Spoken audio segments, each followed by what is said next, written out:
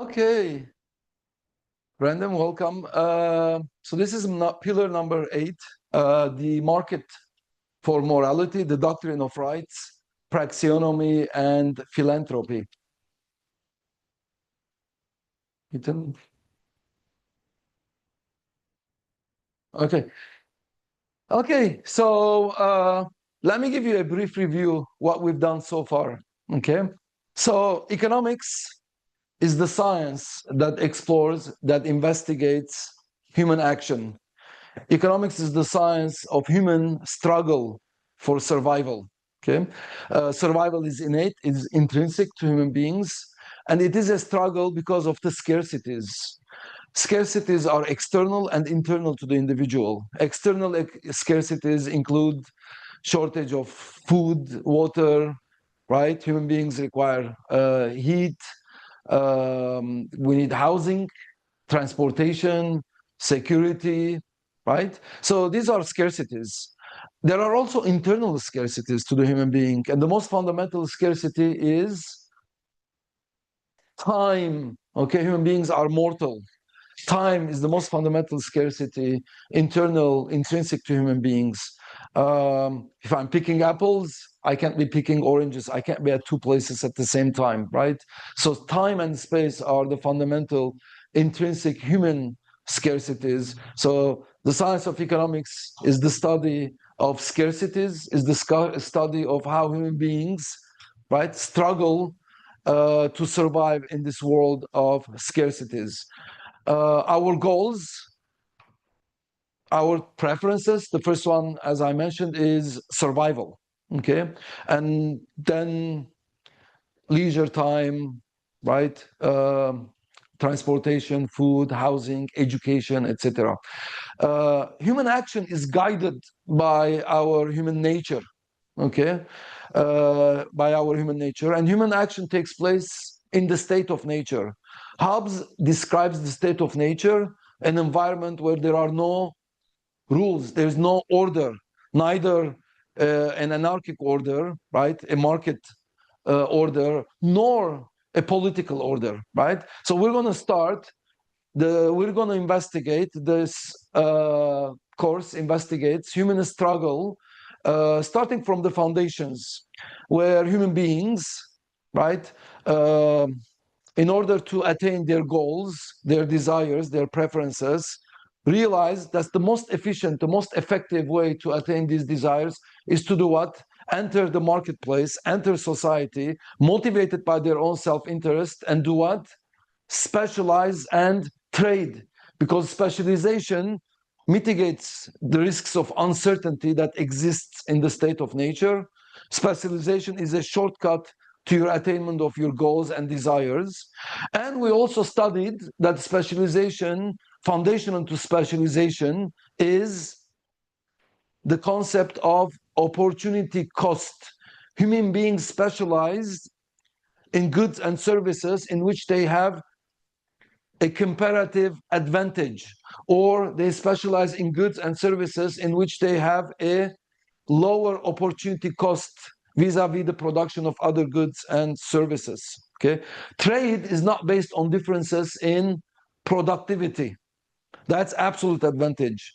We studied that trade is based on differences in opportunity cost, which is the comparative advantage.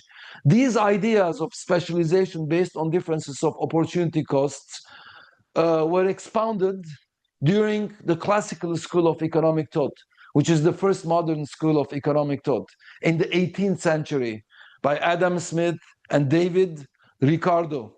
Okay, so human beings enter the marketplace realizing in isolation, in autarky, it is too difficult for them to survive, to attain their goals, their preferences. So they choose a shortcut, right? Human beings are volitional.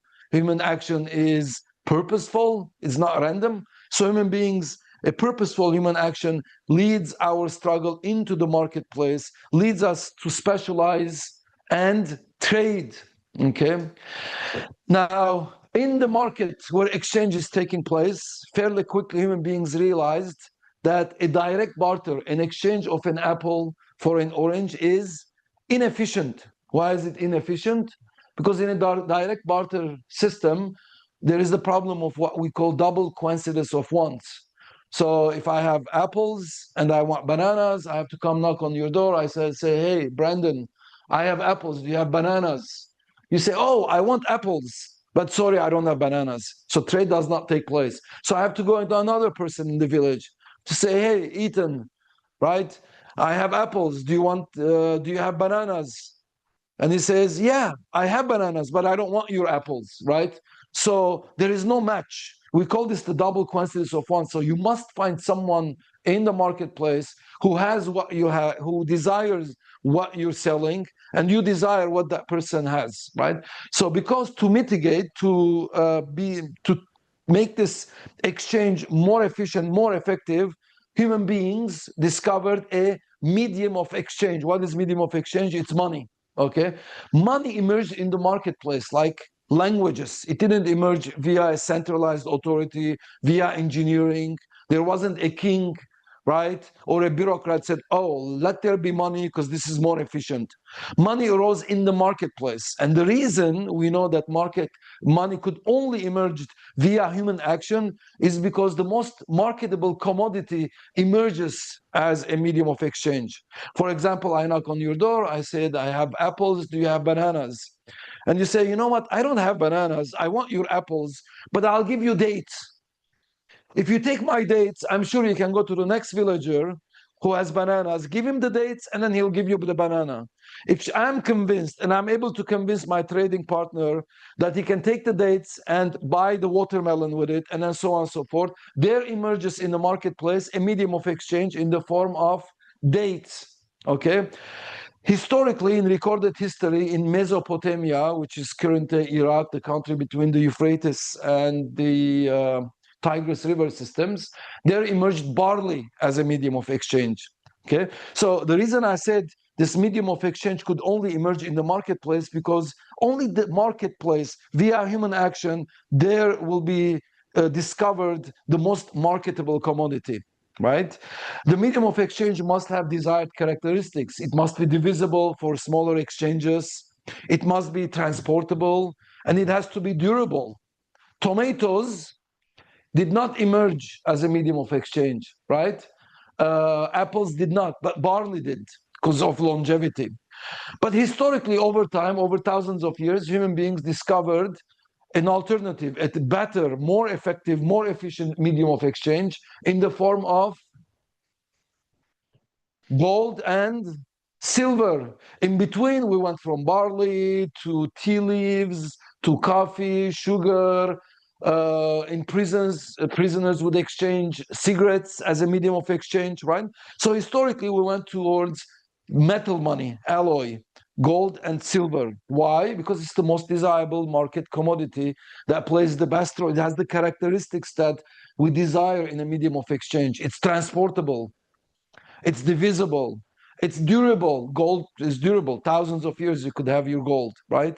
So it's recognizable, it's resistant to counterfeiting. So it has all the desired characteristics that we desire in our medium of exchange. Okay, so the science of economics is the science of exchange, is the science where human beings enter the marketplace motivated by their self-interest, which is our human nature. We traced it all the way down to our genetic makeup. The selfish genes, right, gives rise to selfish behavior, selfish action, because of the scarcities in the world. So from these scarcities, human beings enter the marketplace. Once you enter the marketplace, for efficiency and efficacy, human beings discovered a medium of exchange. Once we have a medium of exchange, then directly there emerges prices. What is a price? Price is relative valuation, relative exchange ratios, right? In a barter system, an apple would be exchanged for 2 bananas. An apple would be exchanged for 3 watermelons. An apple. So the apple would have relative exchange ratio vis-a-vis millions of goods and services. Imagine how complicated life would be when you want to sell your apple, then somebody is going to offer you 3 bananas, another person 2 tomatoes, another person half a watermelon, right? So a banana or an apple would have millions of exchange ratio vis-a-vis all the other goods and services. Life would be difficult, nearly impossible. Society would be primitive, right? But with the medium of exchange, now everything has an exchange value relative to the numeraire good, which is the medium of exchange. So an apple would be worth 1 ounce of a gold. A banana would be worth 2 ounces of a gold. A car would be worth 1,000 ounces of a gold. A house would be worth 1,000,000 ounces of a gold, right? So everything now is tied to the numeraire good, which is gold, which is a good, right? So, but that particular good is the good that ties all the prices, in a way that is more efficient for us to exchange. Now, once we have prices of goods and services, there also emerges in the marketplace economic calculations are possible. With prices, we can have economic calculations. That means we can calculate costs and benefits, right? If wages are prices of labor, right? If I'm getting raw material, I'm hiring wages, I'm producing apples, and I'm selling it in the marketplace for the prices. Now the prices are comparable because it's gold, right? So therefore, I'm able to calculate costs and profits. If I spend more money producing the good that I'm receiving for it, that means I'm making losses. That means I should stop production. I'm wasting society's scarce resources, right? So with the help of money, I'm also able to calculate profits. If the cost of production is less than the value I get for the final goods and services that I'm producing, then I'm making profits. So continue production. You're taking resources of a lesser value. You're mixing your ingenuity, your creativity. You're mixing technology, your know-how, your entrepreneurship, and you're producing a good of a higher value, right? So all of these economic calculations that brings about prosperity in the marketplace were all fundamentally driven by the medium of exchange, the discovery of the medium of exchange. I think it's the most genius discovery in humanity. More important discovery than any other technological discovery. I mean, imagine without a medium of exchange, we'll be in a primitive world, right? The ingenuity, the creativity, the prosperity that we get from the medium of exchange is parallel to none, right? It's more important than languages, right? Means of communication. We can communicate verbally, we can communicate using signs. Some people say mathematics is a universal language. But I think in the social sciences, within the human race, the most important means of communication is prices, money prices, right? So how do you communicate with an individual that you like, with a farmer, a producer of apples somewhere else in the world, right? How do you tell them you like more green apples versus red apples? All you have to do is go to the marketplace and buy more green apples. When prices of green apples go up because the demand is going up, it sends a signal to producers, switch your production from red apples to green apples. So that way you are communicating with people that you don't know where they are, where they exist. You don't speak their languages. You might like them, you might dislike them. So the prices, the emergence of a medium of exchange with which we are able to generate prices plays a communicative role. As an economist, I don't look at prices as an accounting measure. When the price goes up, I don't say, oh, like it went up from $2 to $3. It's not an accounting calculation. As an economist, embedded in the price, there is knowledge, right? If price of coffee beans is going up, maybe there is a drought in Brazil, right? If the price of coffee is going up, maybe the demand for coffee is going down. People are switching to tea, to matcha, to etc. Right? So prices play a communicative role. They create interconnectedness, interdependence in the marketplace, right? So now from this medium of exchange, we have prices. From prices, we have profit and loss calculations, economic calculations. Also, with the emergence of a medium of exchange, for the first time in history, there is what we call savings. In a barter system, I give you the apples, I get the orange, and then we're done. I consume the apple, you consume the orange. Next week, this same time, we exchange apples and oranges, bananas and watermelons. But with a medium of exchange, for the first time, you can do what? You can safely and securely do what? Set it aside. So because barley is durable, in particular gold and silver, So maybe you sell your apples and your oranges, and you have certain amount of gold. You use parts of it, and the other part you put it in a savings account, in a money warehouse, or what we call a bank nowadays. In a barter system, this was not possible. But with the discovery of a medium of exchange, now there arises the concept of savings. Savings are fundamental. If you take any economic development course or studies, or you read books, you realize that the most fundamental, even as fundamental, if not more, than technology. Because without savings, what is technology? Technology is physical capital, capital goods. We call them machinery. But how does technology arises? Well, it requires savings. Without savings, we cannot produce capital goods. We cannot produce machinery. We cannot produce computers, right? So savings is fundamental. With savings, we're able to build bridges, and the workers are getting paid during the time when these bridges are being produced, right? So we need money from the start of the production of machinery, early stages of production, all the way to last stage of production, right? To produce a computer requires time. It requires money. This time frame, right, must be compensated by somebody's savings. And with the medium of exchange, there arises the concept of savings for the first time. So savings via investment turn into capital goods, machinery, and with capital goods, we're able to be more productive, okay? Prosperity arises. So if you see, all of this started with human action, struggling for survive. They enter the marketplace. They discover a medium of exchange. From the discovery of the medium of exchange, right, more exchange, more specialization is taking place. By the way, from the specialization of exchange, from the discovery of the medium of exchange, when the specialization is taking place, well, the division of labor is getting deeper and deeper. What is the division of labor? The division of labor is that more and more subdivisions within the same industry, right, is being created.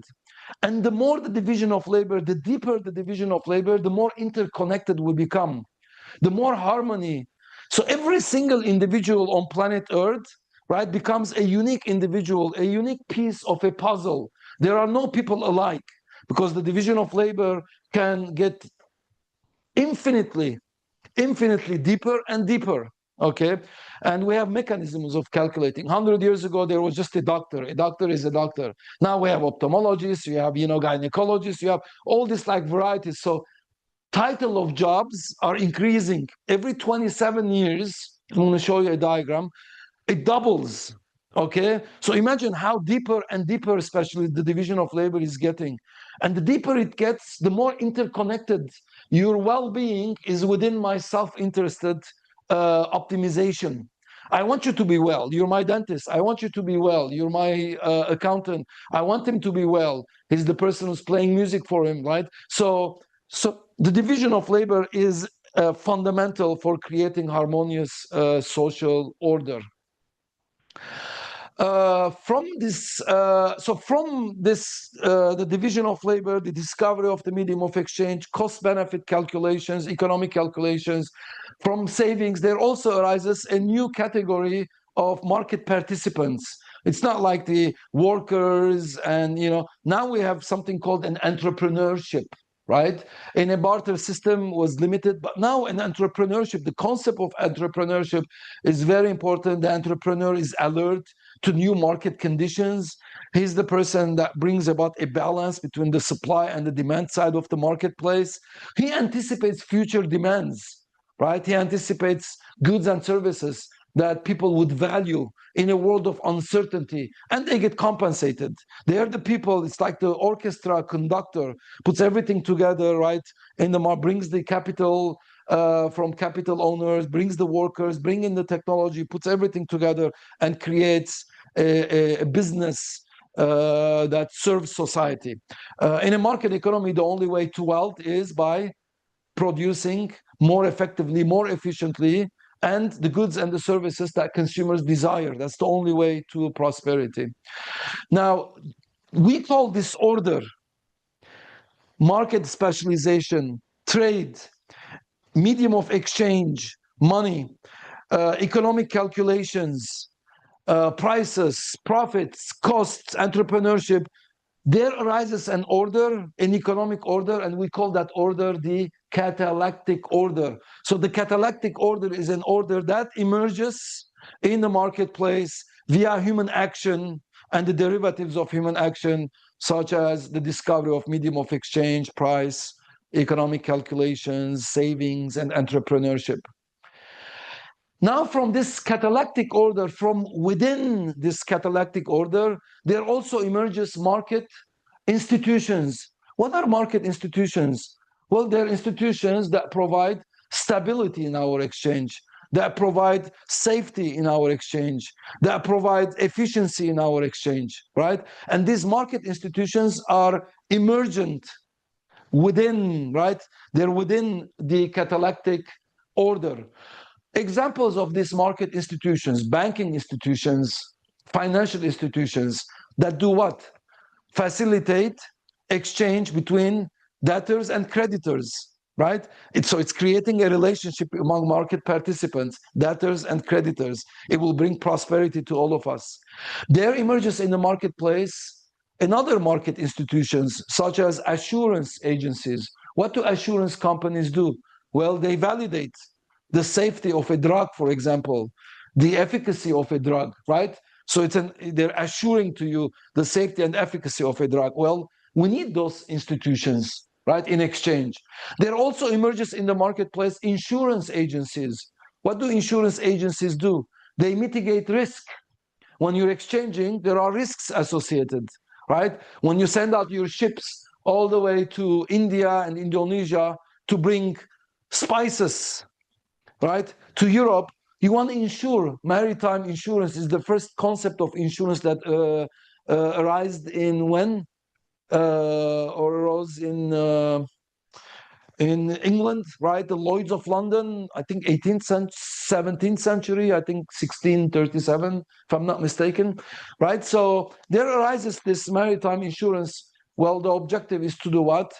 Cut down on the risk, mitigate risks in case your ship sinks or the pirates take over.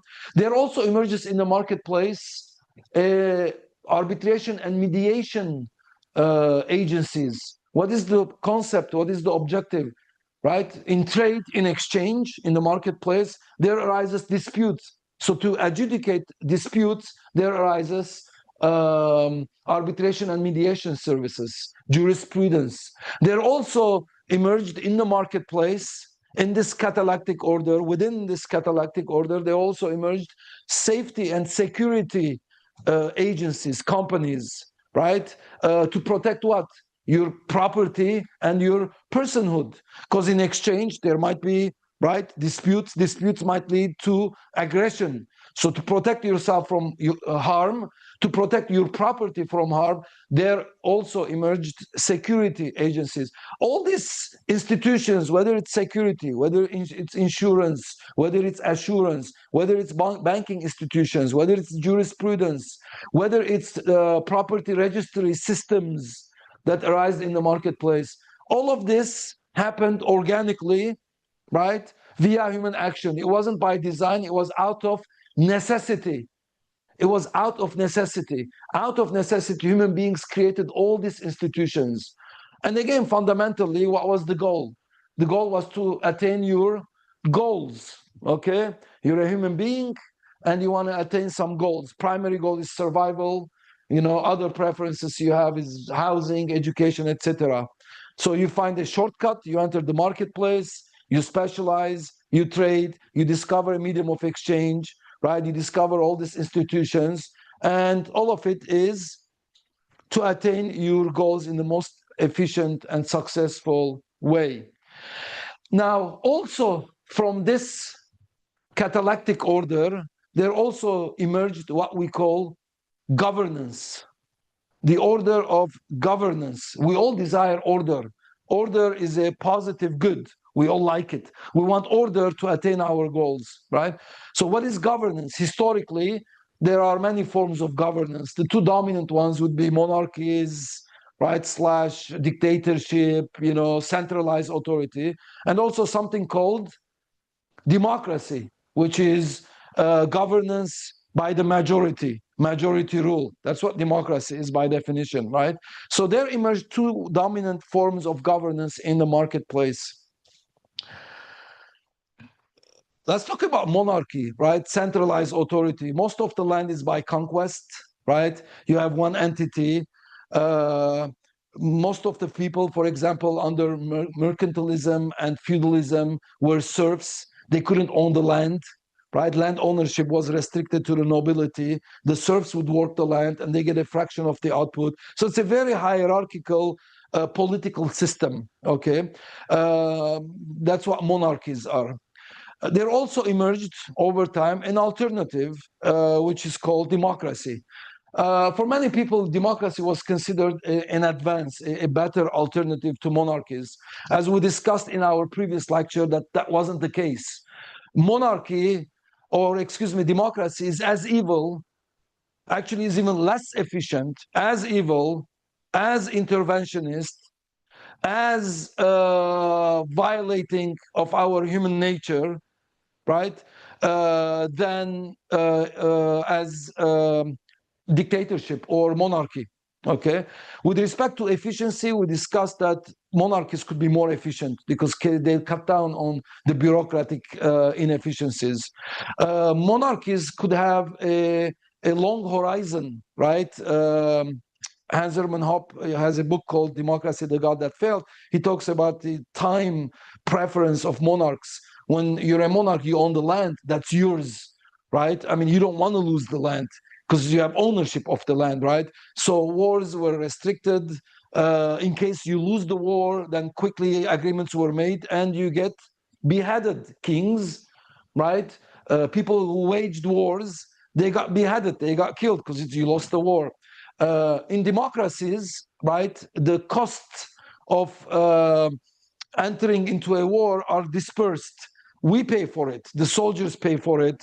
There is no ownership of a land because you don't own the land in a democracy, right? So you can wage wars and then you can retire after 4 or 8 years and become a painter, like one of our presidents did. He's an artist now after waging wars all around the world. Also, we'll talk about money, the discovery of money, fiat money that leads to more wars.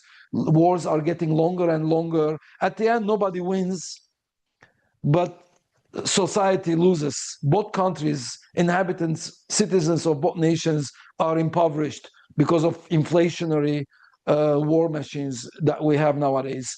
So we talk about democracy is not necessarily an improvement.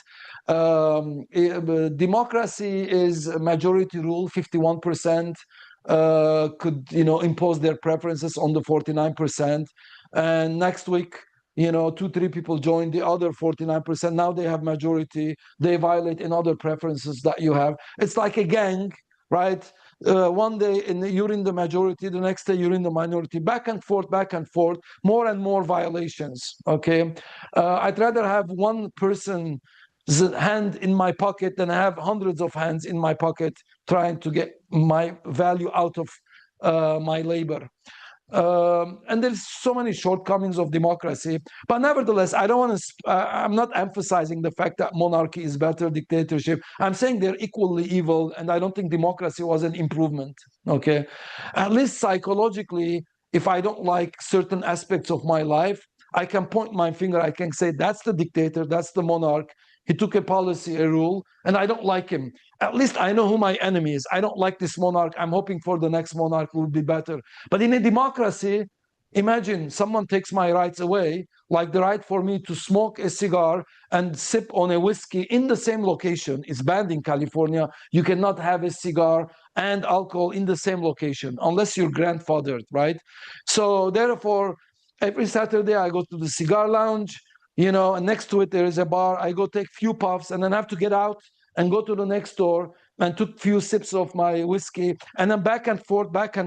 I mean, who came up with the idea, right, that you can have them side by side, but you can't have them in the same property, right? So this is just an example for illustrative purposes. I can name thousands of violations. You are immune to it. You're born in it. You think that's the way it is. You think you're free. Brandon, but you're not. It's an illusion. You're delusional if you're thinking you have freedom. You don't own your personhood. You don't own your body. You can't sell your kidney. You can't prostitute your body. You can't sell your labor for the price that you desire. Can you sell me your labor for $15, $20?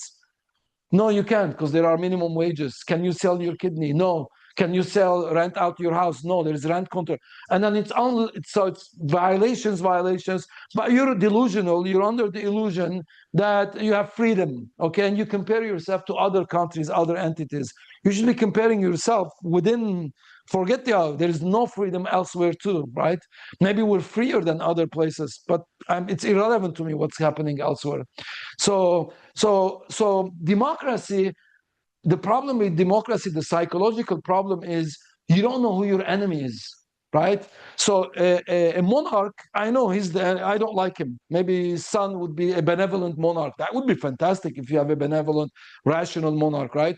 But with democracy, I don't know who the enemy is. So I'm walking down the streets, I'm looking, is he my enemy? Is he the one who signed up behind a closed curtain, committed a crime, banning me to have a cigar and a whiskey in the same property?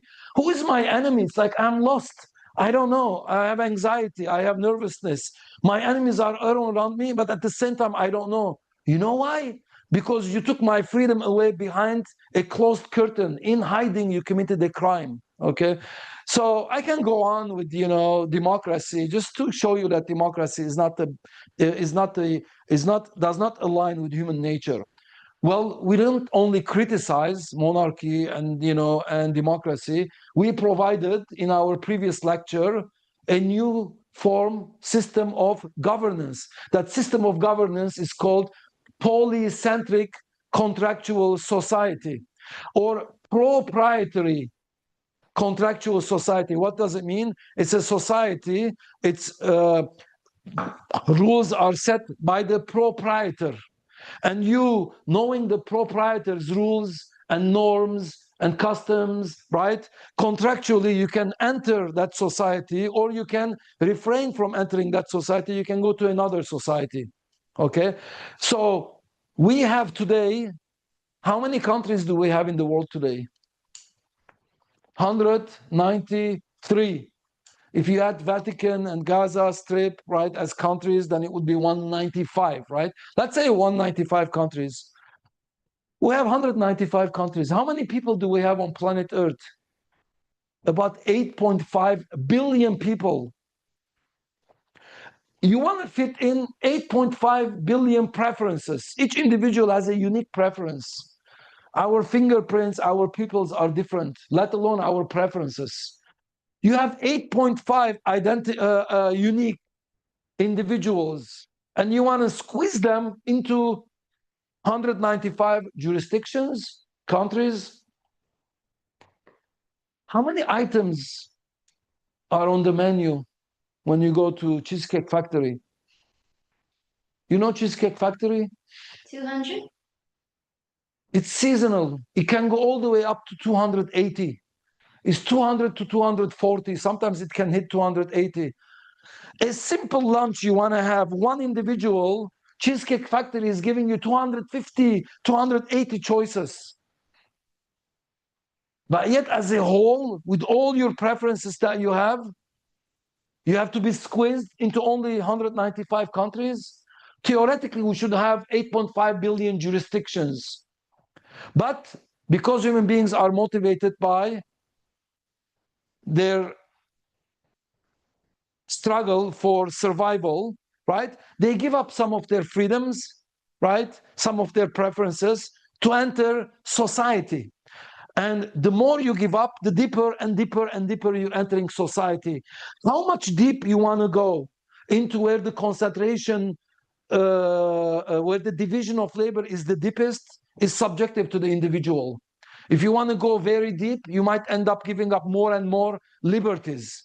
But you're always free, and there is millions of choices out there. At least, I would say we should start, instead of 8.5 billion people, we should at least have 8.5 million jurisdictions to fit in 8.5 billion human beings on planet Earth. More and more jurisdictions. And the only freedom that you have is you can pick which jurisdiction you want to work in. Once you get into that jurisdiction, you have to abide by the rules and the regulations of the proprietor. The proprietor could be one individual or could be like a management company owned via stocks. You could be a stock owner. But at no point, and I repeat, no point in time, you as an inhabitant of that piece of land should have the right to vote on any of your preferences. The problem is majority rule. Majority disorder is created from majority rule because that's tyranny of the majority. So the freedom that you have is picking what you want to get in. But when you get in, when I go to a shopping center, I know the rules. I don't want the people who are shopping or the tenants to keep changing the rules because every day there's going to be new rules. I can't keep up with it, and my rights could be violated in the process. But ahead of time, if it's a proprietary contractual society, I like the rules, I walk in. I don't have voting rights. You just live there based on the rules. You don't like it, there's 8.5 other jurisdictions. And if your management company doesn't do a good job, all you have to do is what? Move. They go bankrupt. They're under the threat of bankruptcy. A country with political borders is not under the threat of bankruptcy. Where do I go? 195 countries in the world. If I have 8.5 million countries in the world, right? Then the bureaucrats, in that case, if there is, then it would be management company. So managing a country should be as in a profit optimizing, is an optimization management. It shouldn't be managed based on bureaucracy. Bureaucrats don't have a skin in the game. They can never go bankrupt. But if the land is managed as a business with its inhabitants, then they are under the threat of bankruptcy. Then there is competition by the 8.5 million proprietors competing for what? Customers. So you can go inhabit that piece of property. Now, within that proprietary contractual society, the provision of security, the provision of jurisprudence, the medium of exchange, all of that should be competitive. We have multiple exchange currencies circulating side by side. We have multiple assurance companies, not one. We don't have monopolies. Today we have one assurance company that does what? Validates the safety and the efficacy, and that's the FDA, for example, Food and Drug Administration. When there are monopolies, there arises what? Corruption. Corruption is a feature, is a characteristic of monopolization. It is inimical, it is inconsistent with free market economics for there to be monopolies, because these monopolies are short-lived and they are contestable. And given our financial institutions that we have today, anyone, if we don't like the way that Google search engine is behaving, right away, any one of you has access to millions and billions of dollars.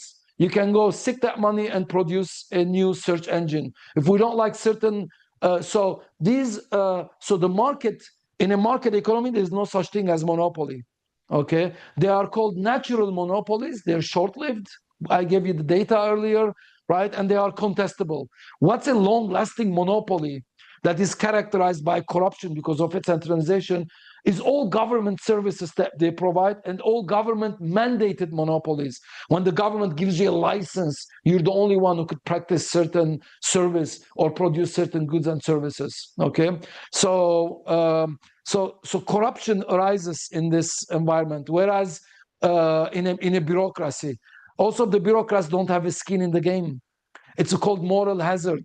You might take more risks or less risks because of what? You don't, it doesn't fall on you, the cost of your decisions, okay? Costs are distributed and benefits are centralized.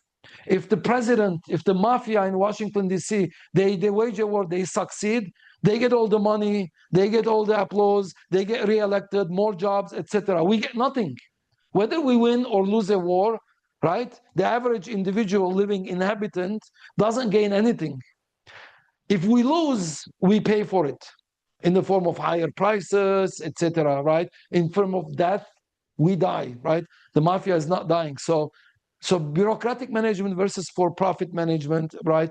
That's fundamental to our guiding us towards the having a preference for a proprietary, contractual, polycentric society. So it's proprietary society, and within that proprietary, we want the provision of goods and services to be competitive, okay? Competitive provision of arbitration and mediation. That's where we are. I think I gave you a review, right? I mean, we can spend, obviously, it's been 4 months now. We can go deeper and deeper into every topic, every word that I mentioned. We could spend hours on it. But today is our last pillar. Super excited. And today we're going to talk about the market for morality. Okay. Before I do that, I just want to mention one thing. So in the first pillar, we said economics is the science that explores, that investigates human action, right? Human beings act, and that the action is the struggle. It's an action of struggle. Like action is struggling. You're sweating, right? You're using your brain, so you're losing calories in that struggle. So it's a struggle. So economics is the science that investigates, that studies human struggle. But how do we study struggle? What is the mechanism with which we can explore and study human action? There in the world exist today two dominant forms of what? Epistemology. What is epistemology? Is the methodology, is the study of methodologies with which we can observe and understand and deduce, right, human action. So in the social sciences, the proper methodology in the social sciences, the proper method with which we should investigate human action in its struggle for survival is called the deductive methodology. The deductive methodology is more scientific than the scientific method, because the alternative methodology is called the scientific methodology, which is what? Aggregation, data analysis, observation, collection of data, running regressional statistical correlation analysis with the help of data, and arriving at some statements, okay, which you can never say I accept. You can say I reject, right, the hypothesis that this is false or this is so. So that's the dominant methodology now in the social sciences. And as a free market economics, we studied that that is not the proper methodology. Economics is not an inductive, positivist, empiricist science. Economics is a deductive science. Deduction means you use your logic, right? You start from an axiom that is true. For example, we start with human action. So that is a truthful principle. You know it not by observation. You don't need to observe that people are moving and thinking to say, oh, people are acting. You know it by introspects, by looking inward. So it's not outward looking. It's a priori to your observation and your senses. Okay, so the science of economics is a priori deductive science. A priori, that means prior to your observations, to your hearing, to all your senses. A priori, that means by introspection, by looking inward, right? You know that you are an acting human being, okay? Now, if this principle is true, it's axiomatic, then using valid arguments, we can arrive at other truthful principles, right? So if human beings are acting, and we know by introspection that our actions are what? They're not random, they are purposeful. When you wake up in the morning, you just don't like go and running in direction, right? You drove here. You didn't just drive around LA, right? You had a goal in mind. You had a purpose. So human action is purposeful. Well, when human action is purposeful, and when you have, and the state of nature, there are scarcities, to survive, which is intrinsic to you, survival is intrinsic to the individual. Therefore, every action must be what? Gainful to you. You have your goals. The science of economics doesn't tell you what your goals should be. Any goals that you have right? You want to attain them. It could be climbing Mount Everest. It could be self-flagellation, self-immolation. It could be producing apples. You decide what your goals are. Okay, those are your preferences. But you're trying to attain those goals. Okay, so your actions are purposeful. So your actions, therefore, must be gainful. So you see, I'm extra. So it must be gainful. Before picking a goal, you have to rank them. So human beings therefore rank between alternatives. You could have come to class today, you could have went to the beach, you could have went to work, but you ranked, you have preferences. Ranking is ordinal, okay? Once you have your preferences ranked, then human action leads to you to do what? To move in that direction, where there are many ways I can reach from A to point B, I can fly, I can take the subway, but because of your mortal internal scarcities, you want to find the most efficient way to get to your goal, right? Which is like which is exchanging in the marketplace, right? Based on differences in comparative advantage and attaining the funds so you can get to your goal in the most efficient way. You want to fly there.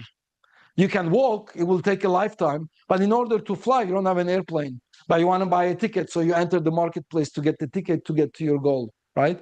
So from the axiom of action, therefore, we already have what? That human beings are, action is purposeful, that there are goals, that there is ranking of the goals. That means also we realize that because of scarcities, use the most efficient way. Every action must be gainful, must be self-interested. And then from this, step by step, we're able to derive the law of demand, the law of supply, the law of diminishing marginal utility, the law of returns to scale, right? The theory of interest rate, the theory of prices, the economic calculation, all of this whole spectrum of the science of economics, you're able to derive it from one principle, that human beings act. Step by step, deductively, using valid arguments, you're able to deduce all economic theorems. And this is the book, Human Action. It's 881 pages. Ludwig von Mises was able to deduce all that there is in the science of economics, starting from one principle, that human beings act. Okay, so the methodology, the way that in our science we have investigated human action and explored the implications of human action throughout the course, was using the deductive methodology. We don't use aggregation. We are methodological individualists. That means we believe only human beings act. Society doesn't act. Aggregation masks individual subjective preferences. You are unique, right? We don't want to aggregate. We want to study human action. Human beings can congregate together.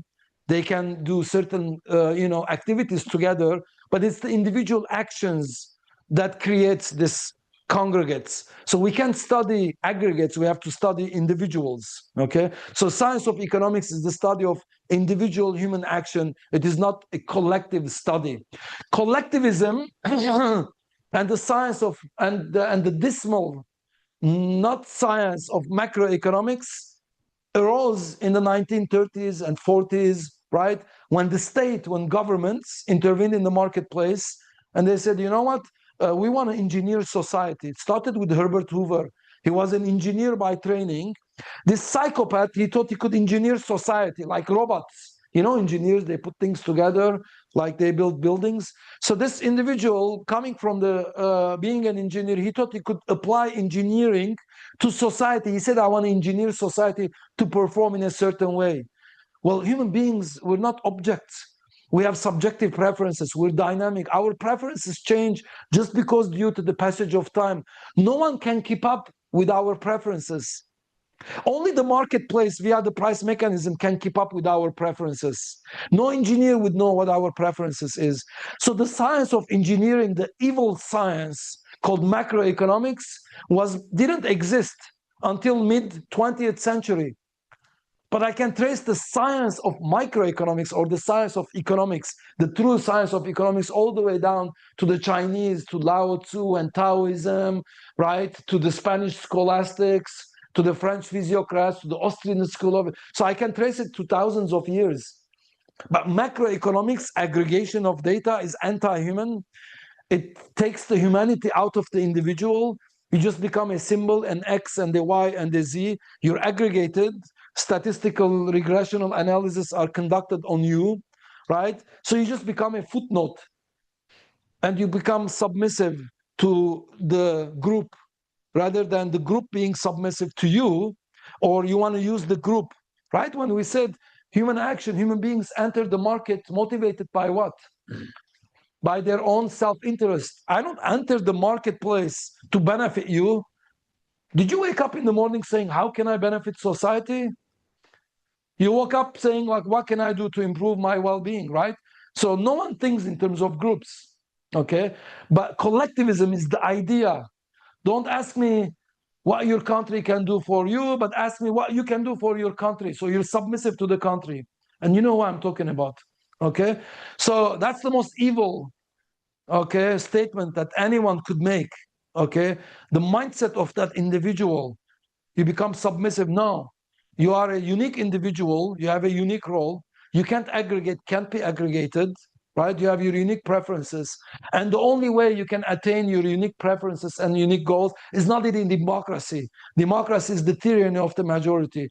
Only a polycentric contractual society could provide the foundations so you can prosper as an individual, you have your freedom, and you know, and the freedom that aligns, and unique freedoms that you desire, and unique preferences, right, that aligns with your human nature. And that's the proprietary contractual society. Now, today we're going to talk about the market for morality. There emerges also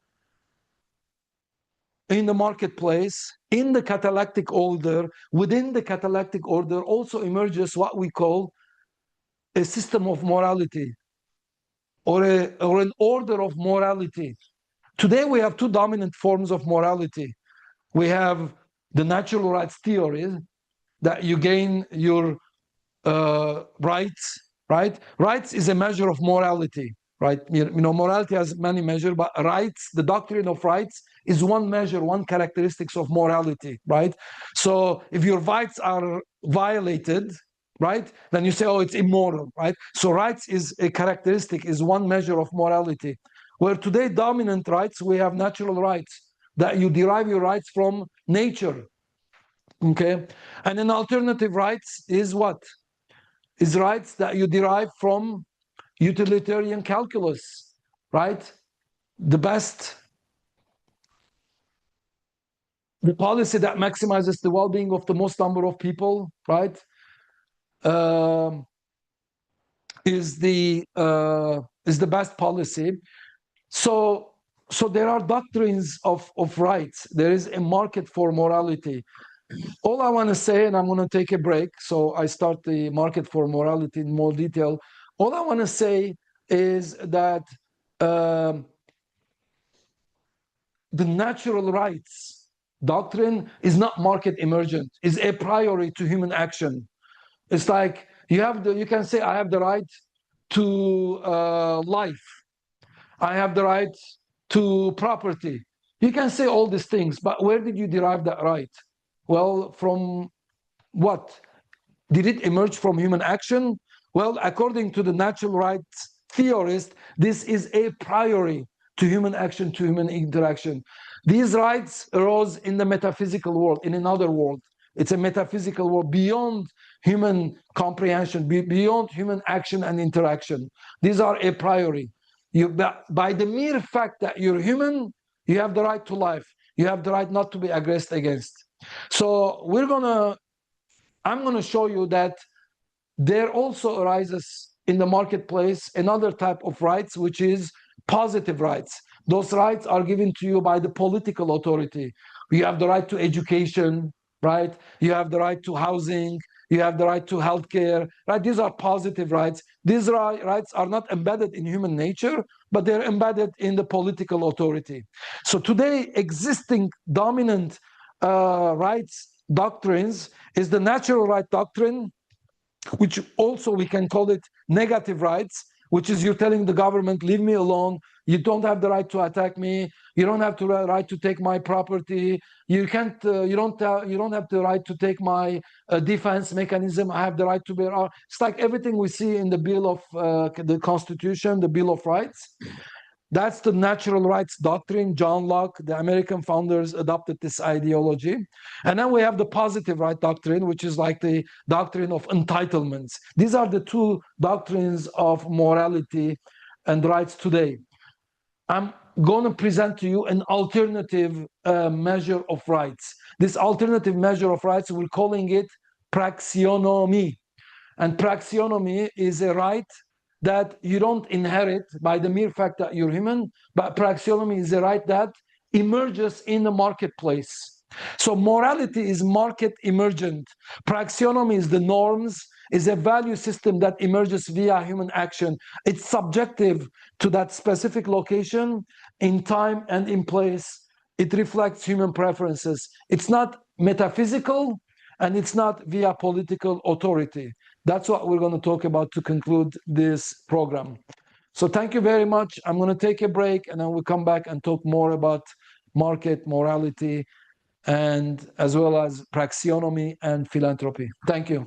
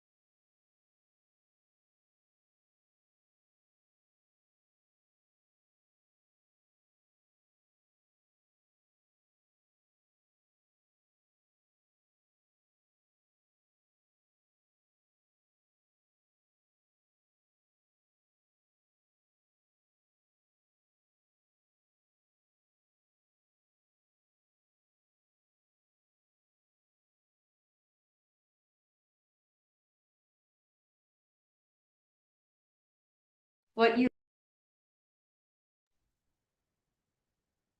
Talar. Yeah, Baba. Shaking. Okay. Clicker. Okay. Welcome back to pillar number 8. We're going to talk about the market for morality, the doctrine of rights, praxeonomy, and philanthropy. What is morality? What is morality? Morality is a mechanism of calibrating, of evaluating what is right, what is wrong, right? Morality is a mechanism to evaluate what is just, what is unjust, what is good, what is bad, right? So morality is the general category of evaluating right and wrong, just, unjust, right? What is acceptable, what is forbidden, right? So one common measure of morality is expressing it is natural rights, right? For example, if someone says, I have the natural right to life, liberty, and property, that person is making a moral claim. He's saying, if you violate my life, then that's immoral, right? If you violate my liberty, that's immoral. If you violate my property, that is immoral, right? So rights is one way of expressing morality, right? Rights.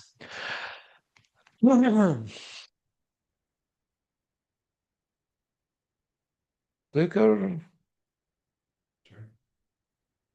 Okay, so let's talk about natural rights, libertarianism. So the concept of natural rights in modern history, right? Prominent philosopher John Locke, in his book The Second Treatise of Government, published in 1689, he proposed the modern theory of natural rights, which states that human beings possess a certain rights based on their nature. Okay, so from human nature, from nature, there is a natural law. From natural law, there are natural rights and human rights, right? So human beings possess certain rights by nature just because that they are human, just because they have agency, okay? Just because you reason, right? So human beings possess certain rights. In particular, obviously, the right to life, liberty, a pursuit of happiness, etc. These rights are thought to arise from the nature of man, right? So the argument is from the nature of man, because we have agency and we reason, there arises rights called natural rights. These rights did not arise because governments grants them or society grants. It's not a government political rights. It's not a societal rights, but these are rights that you inherently possess by the mere fact that you are a human being. So they argued that you are endowed by these rights by nature.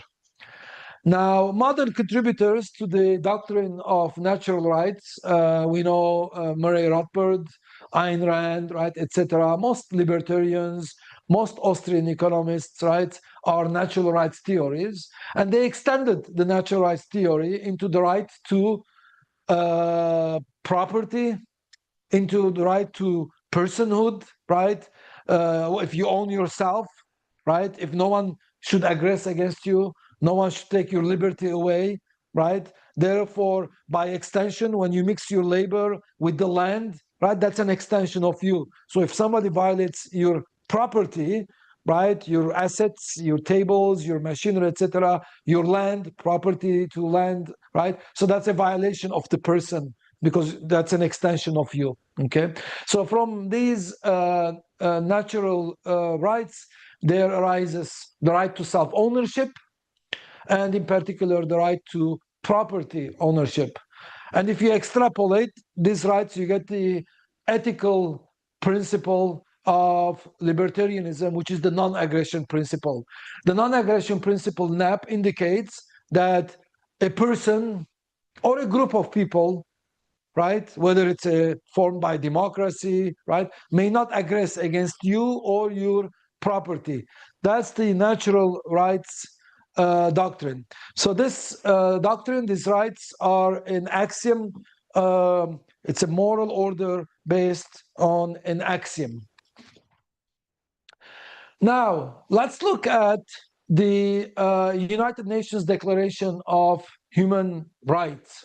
Okay, United Nations Declaration of Human Rights. These are a different type of rights. Okay, they're not natural rights, the right to life, the right to liberty, the right to assembly, the freedom of religion, the right of freedom of speech, the right to protect yourself, bear arms, right? It reminds me of the US Constitution or the Bill of Rights, right? Those are the natural rights. We call them negative rights also. I'm using them interchangeably. There might be some small distinction, but these are negative rights. Why are these rights, the natural rights, are called negative rights, the ones like in the Bill of Rights? Why do we call them negative rights? They're negative because negation is towards the government. You're saying no to the government. Don't come into my property. You know, you're saying no to government. Don't take my guns away because I want to use them for protection. You're saying no to the government. Do not prevent me of assembly. You're saying no to the government. Do not prevent my freedom of expression, freedom of speech, right? So that negation is saying no to the government. So we call them negative rights, right? So they overlap. Negative rights, natural rights are overlapping. That's the ideology of the negative rights. The foundations are the natural rights that we talked about shortly, John Locke, etc. So, for example, if someone says, I have the right to healthcare, but in this case, positive rights are not natural rights, but they are entitlement rights. Positive entitlements. It's a political right given to you by a political authority. For example, if someone says, I have the right to healthcare or education, what are you saying? You're not saying, leave me alone, I want to get educated, don't banish me. No. When you're saying I have the right to education, that means you are entitled to education. So these are called positive rights, okay? So negative rights are natural rights, the right to freedom of speech, the right to protect yourself, the right of assembly, the right of religion. But positive rights are entitlement rights. You have the right to education. You have the right to healthcare. You have the right to transportation. You have the right to food. You have the right to have a job, or right. So this person, this ideology is making a welfare-based moral argument. So it's a welfare-based moral claim via political authority or utilitarian calculus. Utilitarianism is also a way of saying this policy is the best because the end result is the best, right? By providing some objective measure of what the best is, okay? So utilitarianism is a doctrine that actions are to be evaluated based on the outcome and of your actions, okay? So utilitarianism is a subdivision, but the two dominant moral orders or rights doctrine is the negative natural rights and the positive rights.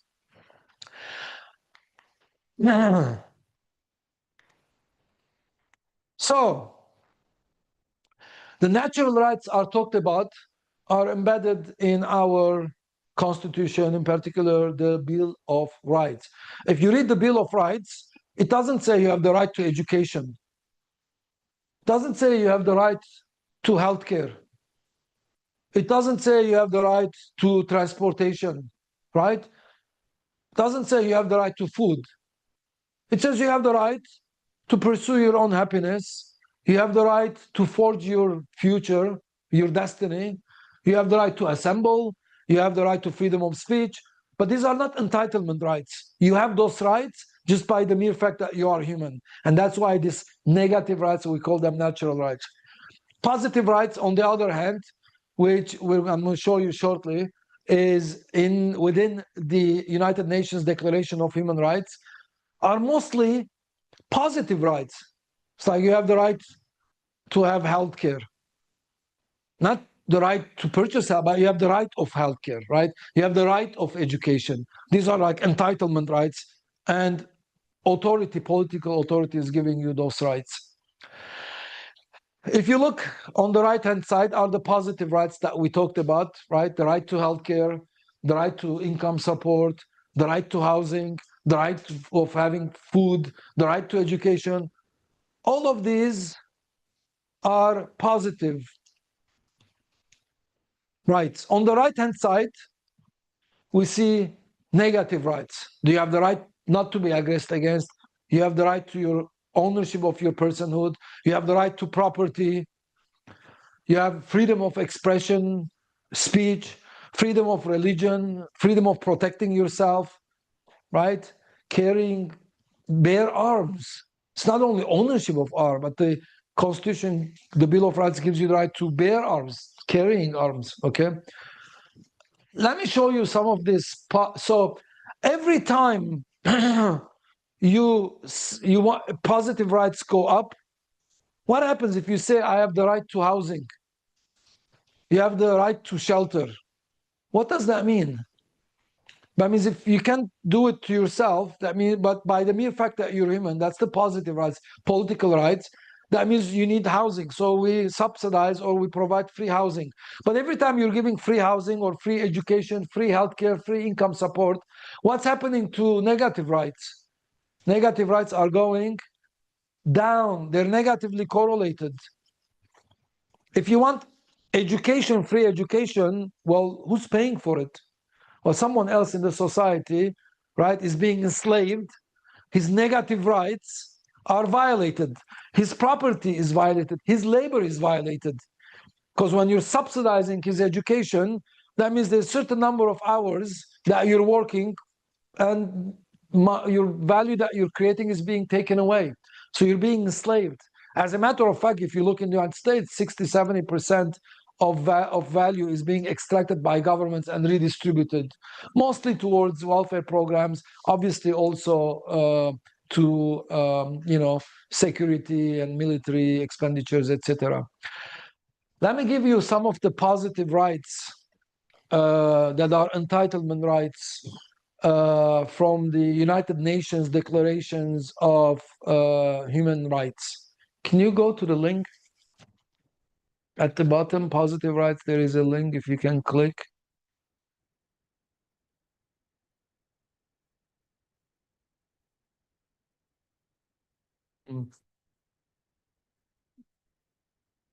If it's possible, if not, then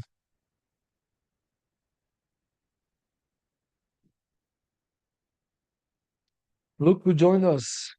Mama Mary joined us.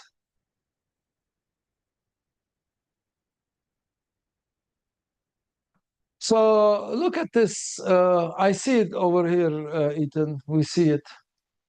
Can you go down? So this is the United Nations Universal Declaration of Human Rights. Can you go down to like number 23?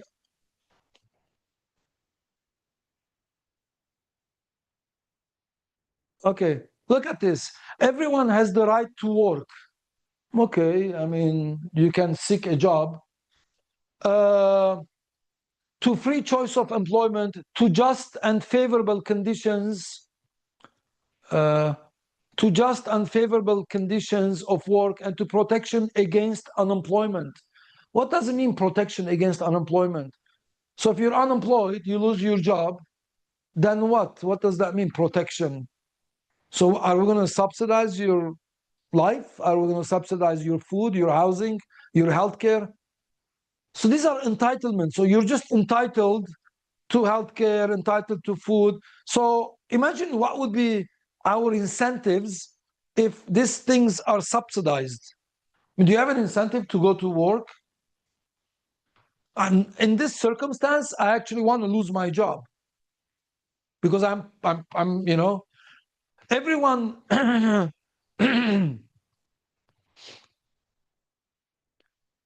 Everyone who works has the right to just and favorable remuneration, ensuring for himself and his family an existence worthy of human dignity, etc. So anyone should be compensated, right? Enough so he can sustain. So if you don't create value in the marketplace, then you need enough compensation right? If you're creating a value, your employer is saying you're creating a value worth $10 a day, but if that's not enough to sustain your family, what are we saying? You're going to force your employer to pay more money because the wages that you're making is not enough to sustain your life? Go down, E1024. Everyone has the right to rest and leisure. What does it mean, leisure? Like vacation, going to the movies? You earn it. Let's assume you don't have. What do you mean you have the right to leisure? So someone else in society is going to subsidize your travels, your movie tickets. What do you mean you have the right to leisure? You pay it, you earn, you buy it, right? You work, you earn money. Including limitation of working hours and periodic holidays with pay. It's a contractual agreement between you and your employer. I don't want to pay for your holidays. If another firm pays, then you might go over there. So the market decides how much you get paid.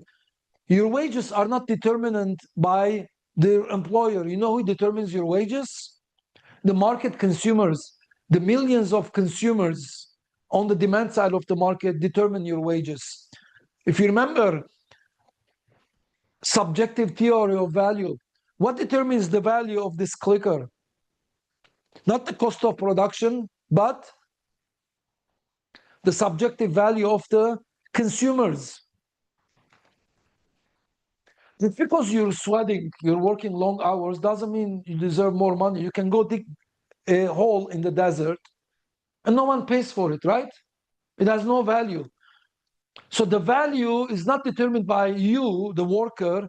The value, how much consumers are willing to pay, is determined subjectively how much they value that good. It's irrelevant to them if you were sweating or not sweating or how much hard you worked. A Picasso painting is worth $150 million. Why? You think it reflects Picasso's sweat? No, it reflects subjective consumer valuation. Okay, so the value is subjective. So your wages are determined by consumer valuation of the goods and services that you're producing. Your employer is just an intermediary. He's organizing it, he's setting it up, giving you the technology, saying go produce, but the final valuation, they're getting a percentage of the profits, right? So are we going to force societies to subsidize your life because you're not creating value? So let us all go dig a hole in the desert and claim that, you know, we need sustenance wages. Your wages are determined by how much value. And who determines value? Consumers. If you're making $1 a day, that means society is telling you you're not creating value in the marketplace. Go find another job. Just because you're working doesn't mean you have the right to sustenance.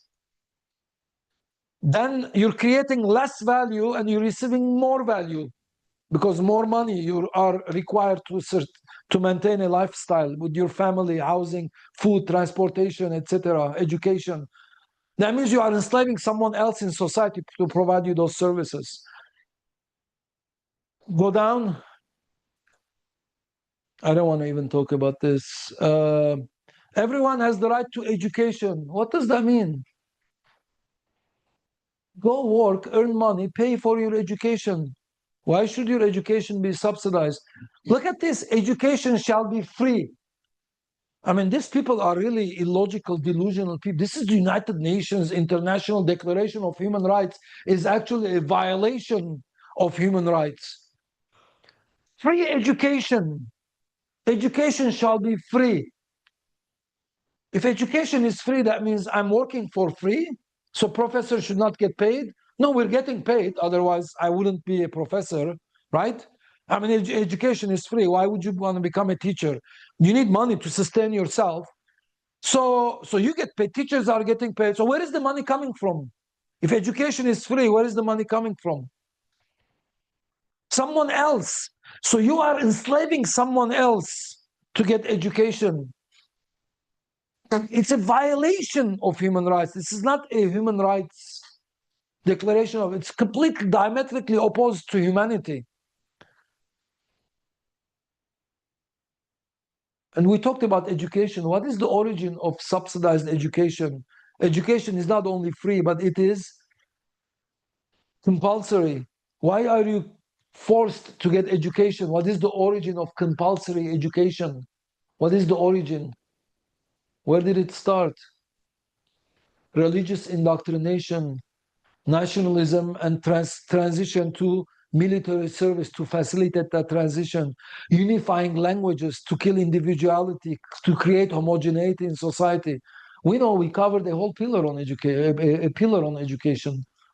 Okay, so I mean, it just go down further. I mean, it's just like this. Uh, yeah, everyone is entitled to social or yeah. Anyways, go back please to the slide. So, so these are all positive rights. These are entitlement rights, and when you want positive rights, that means you'll be violating what? Negative rights. Negative rights is let me be, leave my property alone. If I make wages, these are my wages. They're not yours. You can't enslave me, right? So this is enslavement.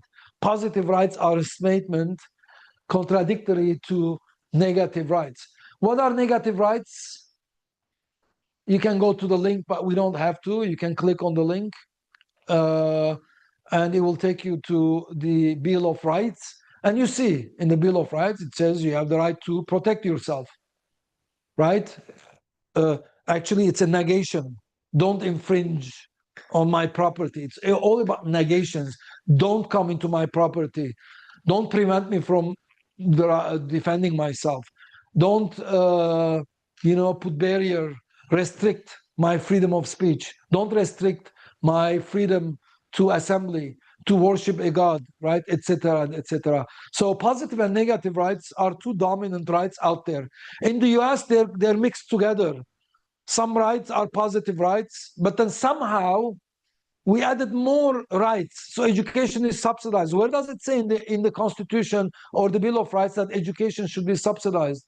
Where does it say in the Constitution or Bill of Rights that your healthcare is subsidized? We have subsidized healthcare. Where does it say, right, etc., etc.? So the Constitution has been violated by politics, by political authority, by the implementation of positive rights, entitlement rights. Okay, there was a debate between Bernie Sanders and Ted Cruz, right? There was a debate. You could watch it. It's available on YouTube. And Bernie Sanders was talking about rights, and Ted Cruz said, "Oh, like how do you get? Who's going to pay for these rights? Healthcare, education, and food and housing. Like this, Bernie Sanders, entitlements." Uh, and Bernie Sanders said, "Just because you're human." So just because you're human, his argument is just because you're human, that means you have the right to healthcare. So what does that mean? Just because you're human, you could be enslaved? Because you're enslaving someone to pay for those services. Okay. Rights, both positive and negative rights presuppose fixed and externally imposed moral sets. So my argument in this lecture is we as free market economists, we're opposing both positive rights and negative rights. Positive rights, we're against political authority, arbitrarily set rights. We are also against negative rights, natural rights. Nature doesn't give you any rights. The natural world, in the animal kingdom, the lion is eating the gazelle. In the plant kingdom, the mahogany tree is consuming more water, more sun rays than all the other trees combined together in the jungle. What do you mean natural rights? Nature doesn't give you any rights. You weren't born with a catalog that says you have certain rights. Rights are emergent. Rights, value system, norms are emergent in the marketplace. They are not a priori. They're not metaphysical. The same way that the catalactic order emerged, right? The same way that the catalactic order emerged in the marketplace, also a moral order is emergent in the marketplace. These moral emergent norms are subjective to time and place. They can change. They're dynamic. They're not static. They're dynamic. They change over time and over space. There is no objective measure of morality. Where did you get it from? From the gods? From natural rights theory? I mean, these people, they don't, oh, like they're the Enlightenment people, the French Enlightenment, right? They said, oh, forget about religion. We don't derive our rights from religion. We're rational people. We are embedding, we are resting our foundations in nature, in natural law, in natural rights, right? But that's again also a type of a religion. I mean, what natural law, what natural rights are you talking about? I don't see nature telling me you have rights. I don't see it. I don't observe it. If I don't observe it, then I shouldn't see violations, murder, rape, crimes, wars, nuclear weapons, on and on and on. In the year 2024, there were 64 active wars, 64 active wars, okay? Violations, killing and death and maiming and torture. It's all prevalent on planet Earth, right? So it doesn't mean, so this natural rights doctrine is a failed doctrine.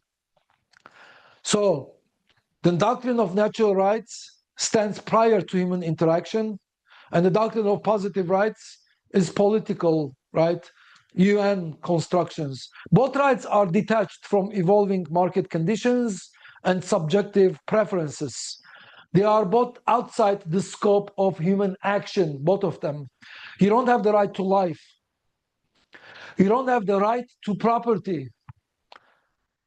You have property ownership. And the only rights that you have is the rights that you can keep. So instead of dulling your brain, making you believe in hypothetical, metaphysical rights that you have, right? At the moment that when you're getting aggressed against, you're not going to pull a paper, look, say, I have the right not to be aggressed. It doesn't work. It's happening. Human beings are doing. I'd rather you do what? You have the mechanisms of protection. So let's talk about mechanisms of creating institutions, mechanisms of creating equilibriums in the marketplace that prevents aggression, that makes aggression too costly for the opposing party. So there is no aggression. But let's not sit on our ass and say, I have the right not to be aggressed against. So it's dulling the brain. So these are ideologies that make you dull and stupid. Okay, let's give it all away. It's in our human nature. It's circumstantial. Aggression happens, rape happens, murder happens. You know what's going to prevent aggression and murder and all these crimes and all this, like, the division of labor is the only market solution, is the only solution, and it's a market solution that will, right, diminish these violations. Because via the division of labor, we're going to realize that exchange, trade is more beneficial than conquest. And since the Industrial Revolution, when the division of labor is getting deeper and deeper and deeper, we should observe the wars that we're observing today, like, territorial wars between like Armenia and Azerbaijan and, Israel and Palestine and Iran and the US and etc. These are the last vestiges of a feudal mercantilist mindset, right?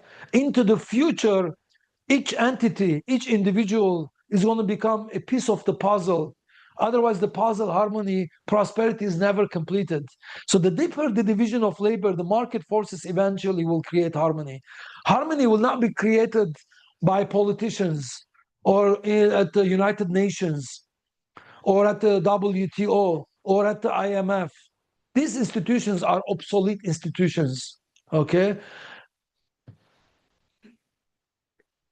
Peace is emergent. It can't be imposed. Bureaucrats, politicians can never bring peace.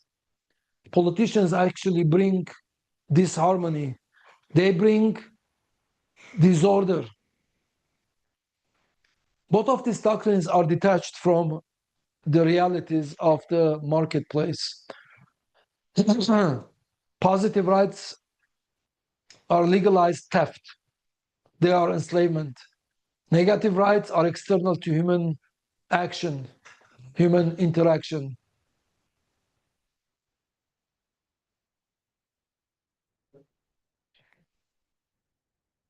So here I'm proposing to you an alternative doctrine of morality, a market morality, a market emergent moral system. It's called praxeonomy. Praxeonomy rejects both positive and negative, entitlement, metaphysical absolutes. Praxeonomy describes what? Emergent market order, emergent moral order. That's what praxeonomy is. Praxeonomy is describing emergent moral order that arises from human action, from human interaction. So in a sense, morality is emerging, a moral order is emergent from the catalactic order. A moral order is emergent from the catalactic order, okay? It's a market emergent catalactic order. It is emergent via the catalactic process of the marketplace. It emerges out of specialization. It emerges out of trade. It emerges out of exchange. It emerges out of cooperation and interdependency and interconnectedness. It emerges out of the laws of comparative advantage. It emerges out of the division of labor. That's where morality is emerging. It's tied directly to human action and to human interaction. Okay, so while praxeology, the logic of action, studies human action, praxeonomy studies the emergent morality arising from human action. Okay, so praxeology is the science that investigates human action given a priori deductive methodology, right? So it describes the order, the catalactic order that emerges via the logic of human action. Praxeonomy, on the other hand, studies the emergent moral order, right, from the catalactic order. So we observe praxeonomy as an extension of praxeology, the logic, the science of the logic of human action. Praxeonomy does not arise from external imposed moral frameworks. It does not arise by decree, by utilitarian calculus, or natural rights axioms. It is an endogenous moral order that emerges through market interactions, persistent norms, evolving values, right, etc.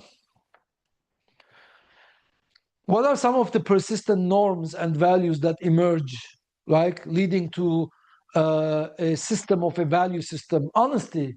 We are honest not because of a moral order. We're honest because we lose our, if we are dishonest, we lose our trading partners, we lose our consumers, we lose friendship, we lose family members, right? If we disrespect property, we lose access to that property. If we violate somebody's property ownership, then we're kicked out, then we are banned, then we are ostracized. There are penalties imposed. There are escrow companies that we have deposited money to enter into somebody's proprietary contractual property, right?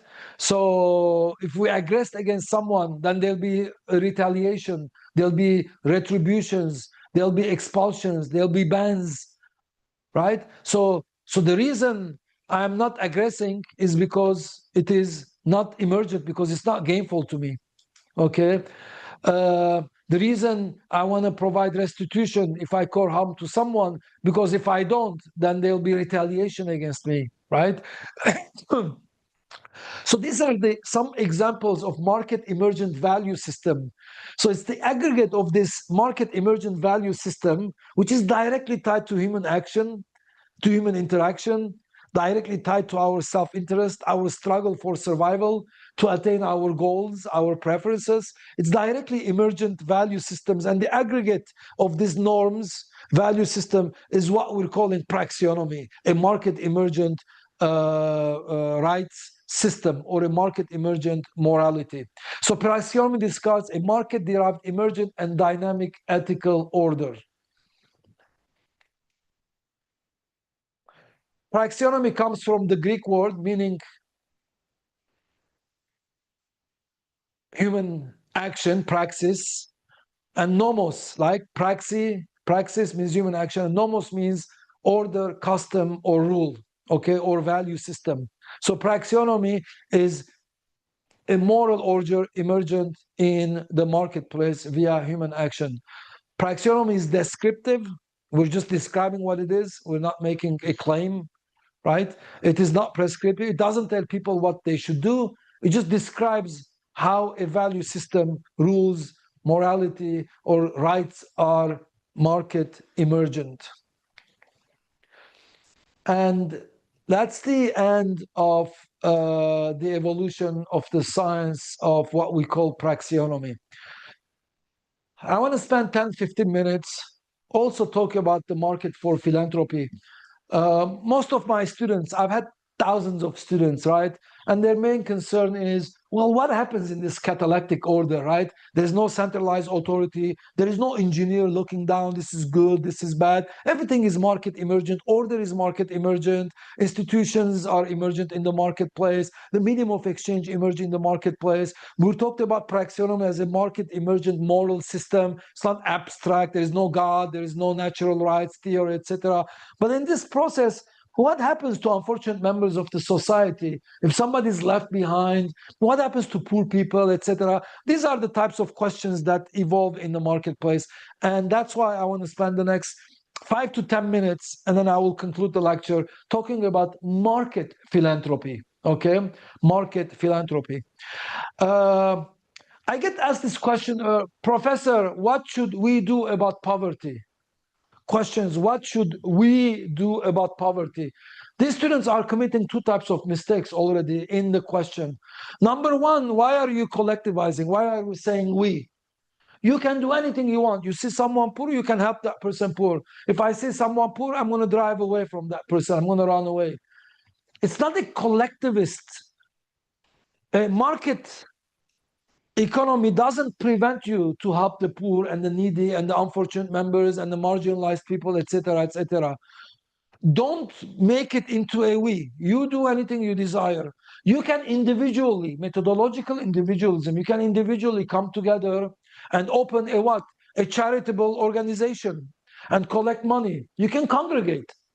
But there is not a we. Individuals voluntarily come together. They can start a charitable organization. Today's these private charities, the value that they create in the marketplace is more than all government welfare programs combined together. Okay? So by nature, human beings are charitable. Why are we charitable? Why by nature we help other people? Are we following a moral code? No. Some do. Delusional people do. They think it's because their Quran or their Bible or their scripture told them to do so. I don't do it for that purpose. The fundamental charitable contributions are coming from what? From human nature. In the form of what? Warm glow and cold flow. Okay, so the question that I get asked, what should we do about poverty? Number one, it's not a we. You can say, Professor, what can I do about poverty? Then I can tell you, give 5%, 2%, do charitable work, do volunteer work, etc. Right? It's personal to you. And don't look at poverty as a category. I mean, even the statistics of poverty, it's the whole idea of poverty is built upon statism. It's the idea of it justifies intervention in the marketplace. You know what the poverty line includes in the US? Cell phone, cable TV. If you don't have cable TV is a luxury. 20, 30 years ago, we didn't have cable TV. We didn't have cell phones 20, 30 years ago. The luxuries of 20, 30 years ago, now they're becoming necessity. So your living wages, there is a website, you can go living wages in the United States. They don't like call it minimum wages. They call living wages. It's like more emphasis, moral emphasis, right? It includes luxuries. It includes air conditioning. It includes cable TV. It includes cell phone. These are all luxuries. Cable TV, look it up. After the lecture, go to Living Wages website, look it up, what's in the basket. I looked it up. Cable TV is in it. So if you don't have cable TV, money to buy cable, then you are in the poverty line, like poverty group. And who do you think stays in poverty? You think the same person, you're going to be in poverty for year after year? No. It's not the same people. People enter poverty. For me, I look at poverty as a place where I'm recouping, I'm resetting. I lose my job. I want to move to another city. I go back to school, right? It's a place where you come in, you don't have a job, you're in poverty, and then you're just like resetting yourself, and then you get out. 90% of the people are coming in, out. The other 5% are like, they stay for 2, 3 years. Only a very small fraction, like less than 1%, are in poverty for more than 5, 10 years. Okay? So it's not in, so, but let's talk about that 0.1% that are staying in poverty for longer. What do you think happens in a marketplace? What happens in the marketplace that people realize that philanthropy is a normal good? What is a normal good? Normal good is not like pollution. Normal good is something that we desire. Why do you desire philanthropy? Why do we desire? We desire Apple. You desire going to the movie theaters, right? You watch a movie. When you're watching a movie, that gives you what? Some type of a satisfaction, some pleasure, psychic pleasure, mental pleasure. Your neurotransmitters are operating in a certain way, right? So there's something happening, chemical reaction in your body.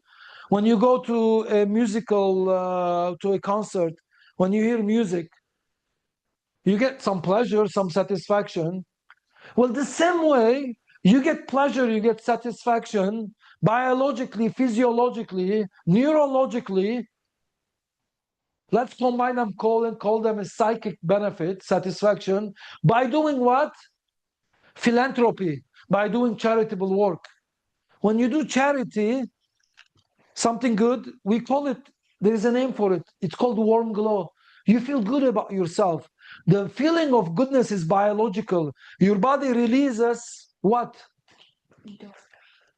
Your body releases happy feelings. Well, yeah, it's coming here. Dopamine, very good. Your body releases dopamine. Bravo. Your body releases dopamine. It's biological, it's physiological. I help someone because it makes me feel good. That feeling of goodness that you feel is biological. I don't help someone because of moral reasons. I don't help someone because I care about that person. I care about me. So the beauty of this warm glow is that your well-being is embedded in my well-being. It's one and the same. The same thing in the marketplace, your well-being is embedded in my self-interest. Because of the division of labor, you're my doctor, he's my dentist. I want you to be well. You're my neighboring country, neighboring village, neighboring jurisdiction where I get gasoline from. I want you to be well, to be able to, so we can exchange. So market exchange is the dominant form of peace and harmony. Peace is market emergent. It will never emerge via politics. Politicians are criminals, they're murderers, they create chaos, disorder. Market economists create order and peace and harmony. There is also another concept called cold flow. By the way, like the words cold flow, things like that, we should like put it somewhere, you know. It's not in the literature, you know. We came up with it. Cold flow, what is cold? Cold flow is the opposite of warm glow. If you see someone drowning, if you don't help that person, your heart starts palpitating. Your body started releasing what? Not dopamine, but cortisol. It's like the negative. These are your neurotransmitters. We observe that they start fear. There are neurotransmitters that are associated with fear. Your heart starts palpitating, right? You have shortness of breath because someone is drowning, you're not helping. So you want to help to relieve yourself from that pain and to enter into the warm glow. You want to get out of the cold flow and go into the warm glow. Okay, so embedded there are mechanisms. Obviously, at the first lecture also we talked about the overlapping of our genes. This help is genetic. It's not like, you know, some fathers, they sacrifice their life for their children. Why are you sacrificing your life for your child? Because of the overlap of your genes. Because my genes are embedded in them and they have a better chance of doing what? passing it on than me, right? Your children pass on the genes, so on and so forth. So because the closer the overlap of the genes, the more I'm willing to sacrifice. This is instinctual, it's genetic. If I have time to think, well, I'm not going to sacrifice. My life is worth more than their life, right? But it's instinctual. They're happy. I have 2, 3 kids. They're happy because it's instinctual, right? So that's the warm glow and the cold flow argument when it comes to market emergent philanthropy. We don't need government welfare programs. That's what I'm saying. Okay, there is a mechanism. We don't help one another because we care about one another. We help one another because we care about ourselves. We get cold flow, gold flow. So warm glow is biological. It's a neurological reward of increased dopamine, right? It reduces cortisol. It is actually detached from the outcome of the giving. When you help someone, a beggar on the street, right? You really don't care the next day what happened to him. It's like, I'm not going to go next day see what. You just help. You have a smile on your face. Okay, some people brag about it. They get more energy from other people, right? Maybe your name is published. But even if you don't do all that stuff, even internal satisfaction is enough, is efficient. So you are actually detached from the outcome of the giving. You just give and you walk away. So cold flow is obviously the other way around. It is physiological. It is associated from avoiding aid. It increases cortisol and it increases the amygdala activation. Amygdala is like a neurological activation in the brains that is associated with fear.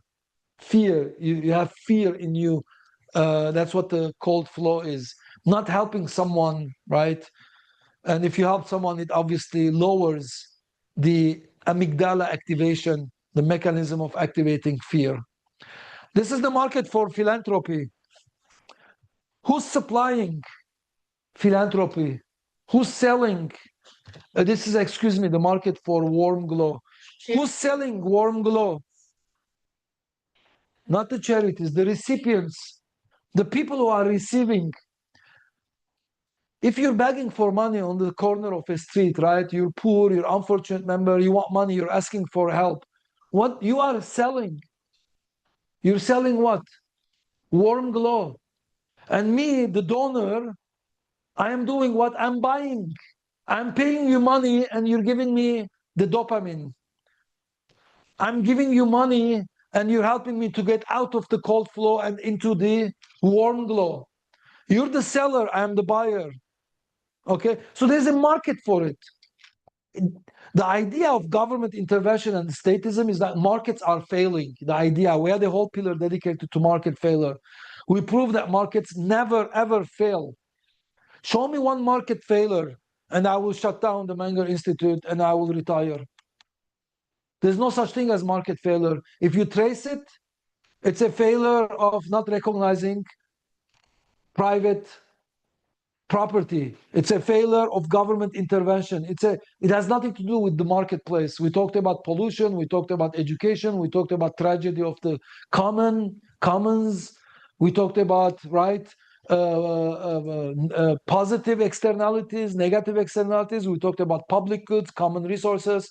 We identified in all these cases that the markets are not failing, that the markets are able to coordinate, market participants are able to coordinate their activities, okay? And the same way over here, market participants can coordinate their activities to create what we call a market for philanthropy.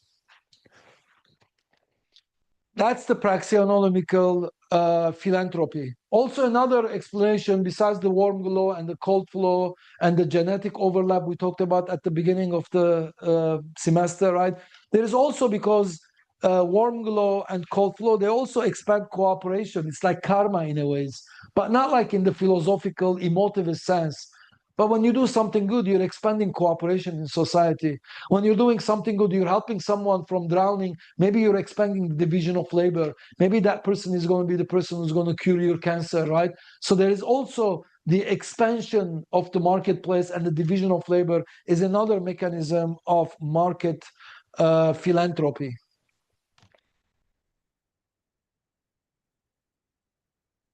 Okay, and the division of labor is very important. Rescuing you enhances the division of labor. The division of labor is getting deeper and deeper. I mentioned this. There's a paper, recent paper published 2025 by the Federal Reserve Bank, revisiting Adam Smith and the division of labor. It says that the division of labor doubles every 27.5 years using job titles. So as this division of labor is getting deeper and deeper, then your well-being is embedded in my self-interest. Okay, and that's what leads me to my warm glow. It's an additional aspect to market philanthropy. And that's the end. Okay, thank you very much. We're going to take 5 minutes break. So this is my last lecture. I hope you enjoyed it. I provided the first hour an overall review. If you have any questions, you can email me. Thank you all for being with us. All this, it's been 4 months now. Congratulations to you. And we're going to take a 5 minutes break. And Matthew Geiger has one more lecture on happiness, and that will conclude the course. Okay, so we'll be with you in 5 minutes. Okay, thank you.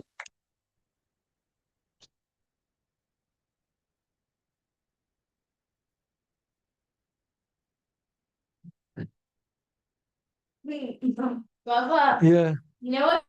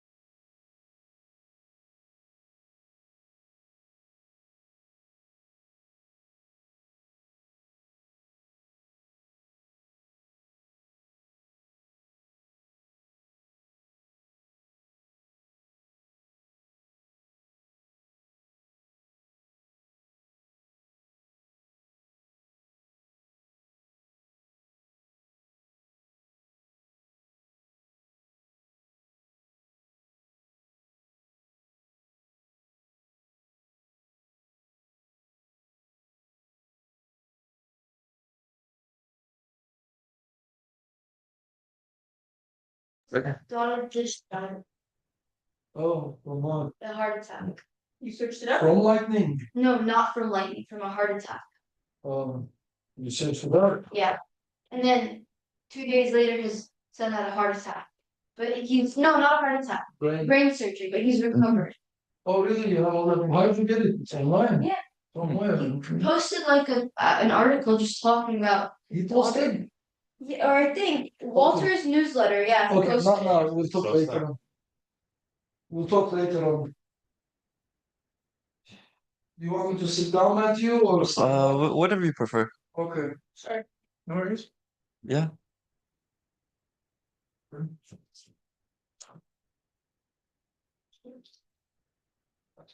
The video is running, or Yeah, it's good. everything is running? We're Okay. muted. We're back. We're ready to rock and roll. So this is the last lecture of the Menger Academy, the third cohort. Very excited. I'm going to be lecturing to you today on happiness and the economics of suicide. And the economics of suicide is my research, my dissertation topic, as well as my master's thesis. So I'm very excited to present to you.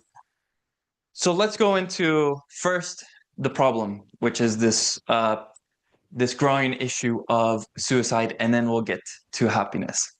So as you can see, suicide rates are increasing. They bounce between the first and second leading cause of death between people age 18 to 35, which means one of the most dangerous things to a person of that age is yourself, which is very interesting. We have some more graphs. People ages 85 and older had the highest rates of suicide in 2023. This is probably due to end of life, loneliness, vulnerability, inability, to some extent, frustration, and feeling like their life is lived. Suicide is more prevalent in males than in females. And then we have some methods of suicide, firearms being the most common method used, and then suffocation, poisoning, other. And this last graph is suicide death rates and their range across the United States. So you can see that it's more prevalent throughout the center of the country, and whereas on the coast, a little bit less. So suicide, this is a growing issue, and I guess I just want to talk a little bit more about perhaps why it's growing, where it came from. Right now I'm doing some research on the history of what was considered to be voluntary death. So the ancient Romans or the ancient Greeks, they had their own perspectives. Socrates, famous philosopher, he committed suicide when he was, I believe, around 82 years old, drank the hemlock, the poison. I mean, it was ordered by the state and he did it willingly. His student, Plato, was 28 years old at the time. He witnessed the death of Socrates. This may have influenced Socrates or Plato's opinion on suicide. And then Aristotle as well. They said you can do it, but there's not very many reasons why you would do it. And I'll get more into them later in the lecture. And then in 452 AD, you had St. Augustine. And St. Augustine came along and basically said, you know what? This is a violation of the sixth commandment. Thou shalt not kill. When you commit suicide, you're killing yourself. Therefore, this is a sin. And this is what became known as suicide. Before that, it was voluntary death. In the Roman era of the late Roman Republic, Christians were being persecuted. So many Christians resorted to suicide to avoid being tortured, being imprisoned, being persecuted. The Roman tortures of the Christians were not with the idea to kill them, but to torture them, and then the guards would then heal their wounds to re-torture them. So this was a very painful time for many Christians. So the church was saying, yeah, you can voluntarily die. This is like a reunion with Jesus. This isn't a sin. Don't worry about that. You're free to do so. Then, yeah, Augustine came along, and this is the concept of suicide that we have today. We still have today. Today, people want to discuss suicide as being some form of mental disease, some mental illness. But I want to disagree. I want to argue that there's no such thing as a mental illness. You have to be crazy to think that. They're ideas, and these are ideas that are the foundations for human action, of what people act upon. So in the modern age of Western medicine and psychiatrization, if you have, a quote unquote mental disease, if you think too much, they call it anxiety. Here's a pill, a drug. If you don't think too good of yourself, if you're depressed, here's another drug. Even SSRIs are problematic because when someone's depressed, they may have these depressive thoughts, and then a doctor can give them an SSRI, and now they have the newfound energy, but their ideas haven't changed. So then you have an increased rate of suicides based off the medicalization of depression. So that's one aspect too. I mean, as well, like, you're not free to commit suicide. I'm not advocating that. I'm just saying you're not free to do so. Why? Because you will be involuntarily committed to a psych ward where they will hold you for 3 days, and you're not free to leave. So they call this treatment and care, and it's involuntary. Thomas Sawes, he's a psychiatrist, I believe, like a libertarian psychiatrist, writes a lot about suicide prohibition and these ideas. Very good work, very interesting stuff. But I want to talk more about these institutions, and this being the ultimate pillar, we're discussing governance and morality, and what are the foundational myths of morality that we have in our current society. One of them is the idea of equality, that everyone is equal, which means that if everyone's equal, then we're not unique, and we don't add unique value to the world. So what does that imply? It means we're interchangeable. It means we're homogenous. And when you have an idea like that, I think that can lead people to thinking, well, if I'm just interchangeable, then what use am I to society? And that can create these feelings of feeling like you don't belong, which is a big prevalent feeling in people who are notably depressed or suicidal. So you want to feel like you belong. This is what Emile Durkheim, the first sociologist who wrote on suicide, referred to as anomic suicide. And he had some classifications of suicide: egoistic suicide, as well as economic changes, which I'll touch upon. So this, I think, comes with democracy. Democracy says every vote is equal to every other vote, which means all the votes are interchangeable. And yeah, I think that implies people are interchangeable. This also applies to women and feminism, and the idea that women have the belief that they're equal to men in the sense, the political sense, but in the social sense. I mean, not all men are equal to other men. Some are stronger, some are more adept. This is what a great line of Camille Paglia, where she says, there's no female Mozart because there's no female Jack the Ripper. The biological hormones men have drive them both to be creative and sociopathic. So not all men are equal to all other men, let alone females equal to other females. Everyone has a different age. Everyone's at a different has different ideas. So this idea of equality is very pernicious. I think that's what we have to kind of dismantle and undermine if we can really want to be able to see our individual uniqueness. This other myth we have in society is that we have public servants. That's what the government is there for, right? They're politicians, they're public servants. Okay, but my question to you is, who really is the real public servants of society? Who's paying who? We're paying politicians. So who's serving who?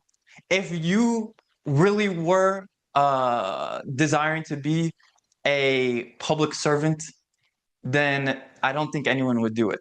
But the truth of the matter is that politicians do get paid and they rule society. I mean, this is the whole idea of what I mentioned in my first lecture, this cohort, of the Italian school of political science. What do I have to say in order to get you to do what I want you to do? If I tell you, if you vote for me, I will serve you, I will give you what you want, and then you pay me some tax money.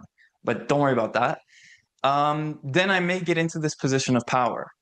And so really what I think, what I'm trying to explain to you is that we're in a world of ideas, and where ideas control bodies rather than actual change. This is the idea of like a mental, psychological slavery, a psychological battle that is still going on today. I mean, yeah, slavery was abolished in 1865 formally, but it hasn't disappeared. It's evolved. It's in new shapes and forms. That's what Etienne Laboetie was trying to explain in The Politics of Obedience, that we're submissive.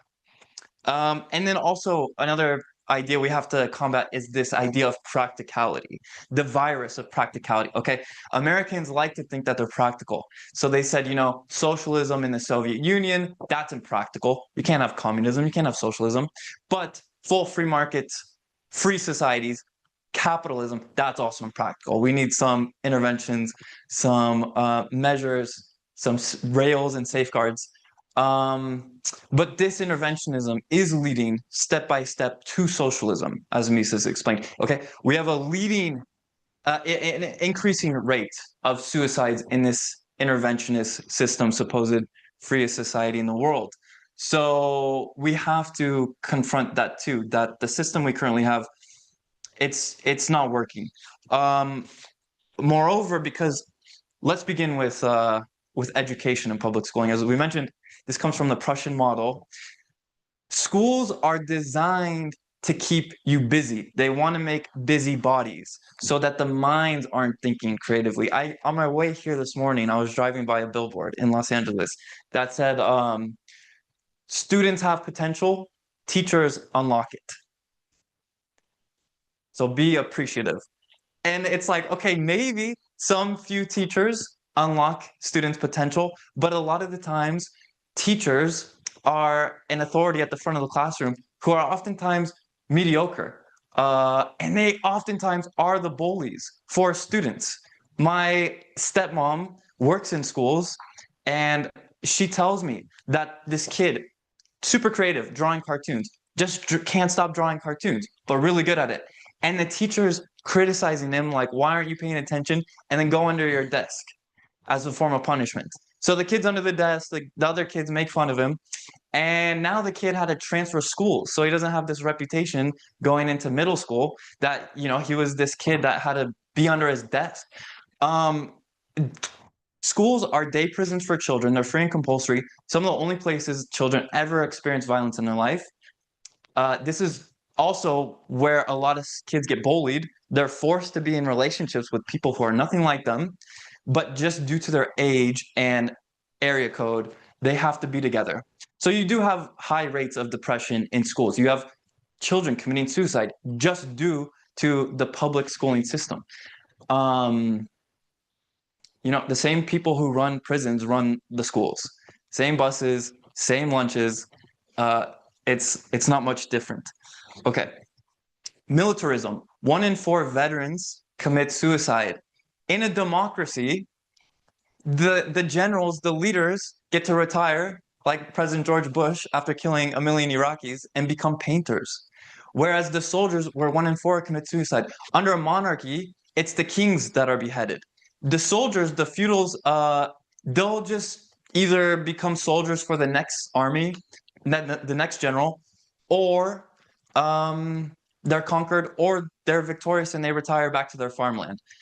So you didn't have this, you know, to use the word epidemic of veterans committing suicide until you had democracies. Why? Because under a democracy, you have the military-industrial complex where soldiers become bodyguards for state departments, for central bankers, for politicians. for contractors who want to destroy a certain area and then rebuild it. The Gaza Strip may be a good example where they're looking to build some hotels after it's been bombed. I mean, that's one way to have some demolition and then rebuild it. I mean, yeah, some people died, but yeah. The point is when you consider, what are you going to live your life for? People always mention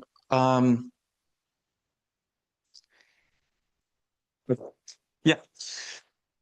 So basically, we have this pipeline of the education system to militarism, from the Prussian model, raising obedient soldiers. The justification is always for the greater good. But the question you have to ask is, who's good? Because what's good for someone may be bad for someone else. So always, this is the justification for everything, though. You have to break a few eggs to make an omelet. We have to tax the rich to feed the poor. Isn't that the greater good?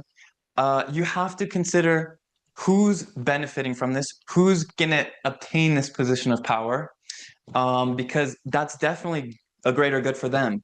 But in the long run, it may not be a greater good for other people. And that's what the whole debate is on morality. That's what the Italian school is saying, that politics is just about power. Okay? Might makes right in politics. Democracy is a simulation of who has the bigger army. And that's why we still live by it today, because we haven't thought in an evolved manner of what the alternatives could be. And the alternatives exist. Anarcho-capitalism exists. Freedom exists. But what's stopping it, what's hindering it, is the state's interventions in society. Moreover, their own convincing of the citizenry that you need us to live. Without the government, it would be chaos. It would be havoc. That's all they're doing. They're just perpetuating their existence by justifying by whatever sticks in people's mind. So education, militarism, money. You put your money in a safe, you lock it away, boom, my cash is there. They don't need to take your money. Okay, all they need to do is using fiat money with the central bank. They print more of it. And so the money in your safe becomes devalued. That's how you get robbed. Financial anxiety. That's what leads some people to commit suicide. And only an economist can explain, well, what changed in someone's finances, what changed in the economy for people to be starting to have financial anxiety, and the whole inflationary political business cycles of leading people to commit suicide. Now we have socialized medicine. I did lecture on this some lectures ago, but medically assisted in dying, what they're having in Canada, what they have in 14 states in the United States, is essentially saying the government has a program, we're going to help you, put you out of your misery. If you're old enough, you don't want to be a burden to your family, let us put you out. We'll get there. And then yeah, so they're gonna. This is what happened in the Soviet Union. The government's gonna be the one who determines whether you live, whether you get to live, or whether you die. And look at how the government has a monopoly on water and how shortages of water are created in the state. Okay, if the government runs medical care, there's going to be a shortage of medical care. And what's going to happen? People are going to be liabilities for the state. So they want to eliminate their liabilities. This is the greater good for our resources. Save water, save lives by ending yours. That's the idea. And yeah. And then I think those are the major institutions that we have that are perpetuating this. So now I've depressed you enough. Let me uplift you by talking about happiness. And let's discuss happiness by going to the ancient Greeks, because I know what perhaps some people are thinking. Oh, how presumptuous of you to think you can lecture on happiness and be happy. But I'll tell you what I think once we get through the Greeks. Okay, Socrates said happiness is living a virtuous, examined life. Plato said it's harmony of the soul aligned with the good for the city. Aristotle said flourishing through virtue. Basically, Aristotle and Socrates were teaching their students how to live essentially a political life, how to live for justice. But what happened? Well, Alexander the Great fell, and Macedonia came in, and so we had a post-Alexander Athens. And this is where people began to question, if you fail morally, if you cannot access higher truth, if your life circumstances collapse, what happens? Your claim to happiness weakens, and you have this existential vulnerability that increases. So then you have people like Epicurus that comes along and tries to offer alternatives for happiness. He said, wait a minute, these are great and mighty goals you have, but if you can't achieve them, why don't you just lower the threshold for what it takes to be happy? And so he was saying just desire less. He was saying remove your fear of death, because death is no sensation. Death, if it's not something you can experience, then it should have no effect to you. And so you shouldn't fear it, because that's kind of a paradox, a contradiction, to think you're going to experience something that you can't that you think you have knowledge of something that you haven't experienced yet. And his idea that happiness is always available. So I don't want to bog you down with the Greeks. I think it's just interesting to note that the Greeks have been discussing happiness. They've been discussing death. Okay, they've been discussing most ideas that we still discuss in society.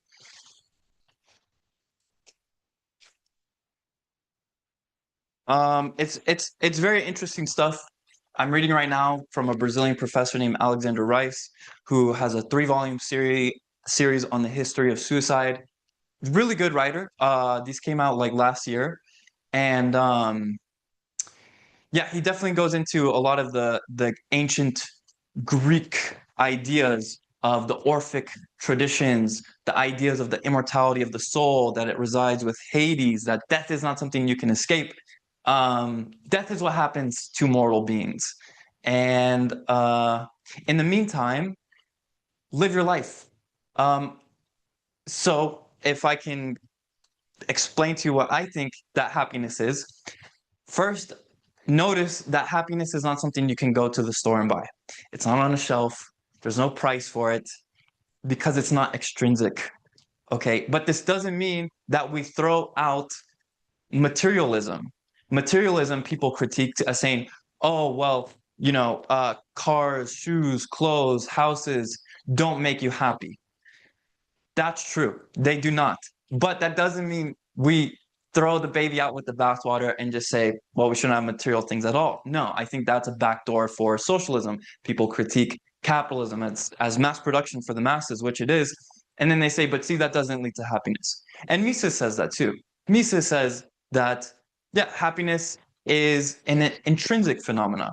It's not something that comes from capitalism. It's separate. It's something of your own psychological production.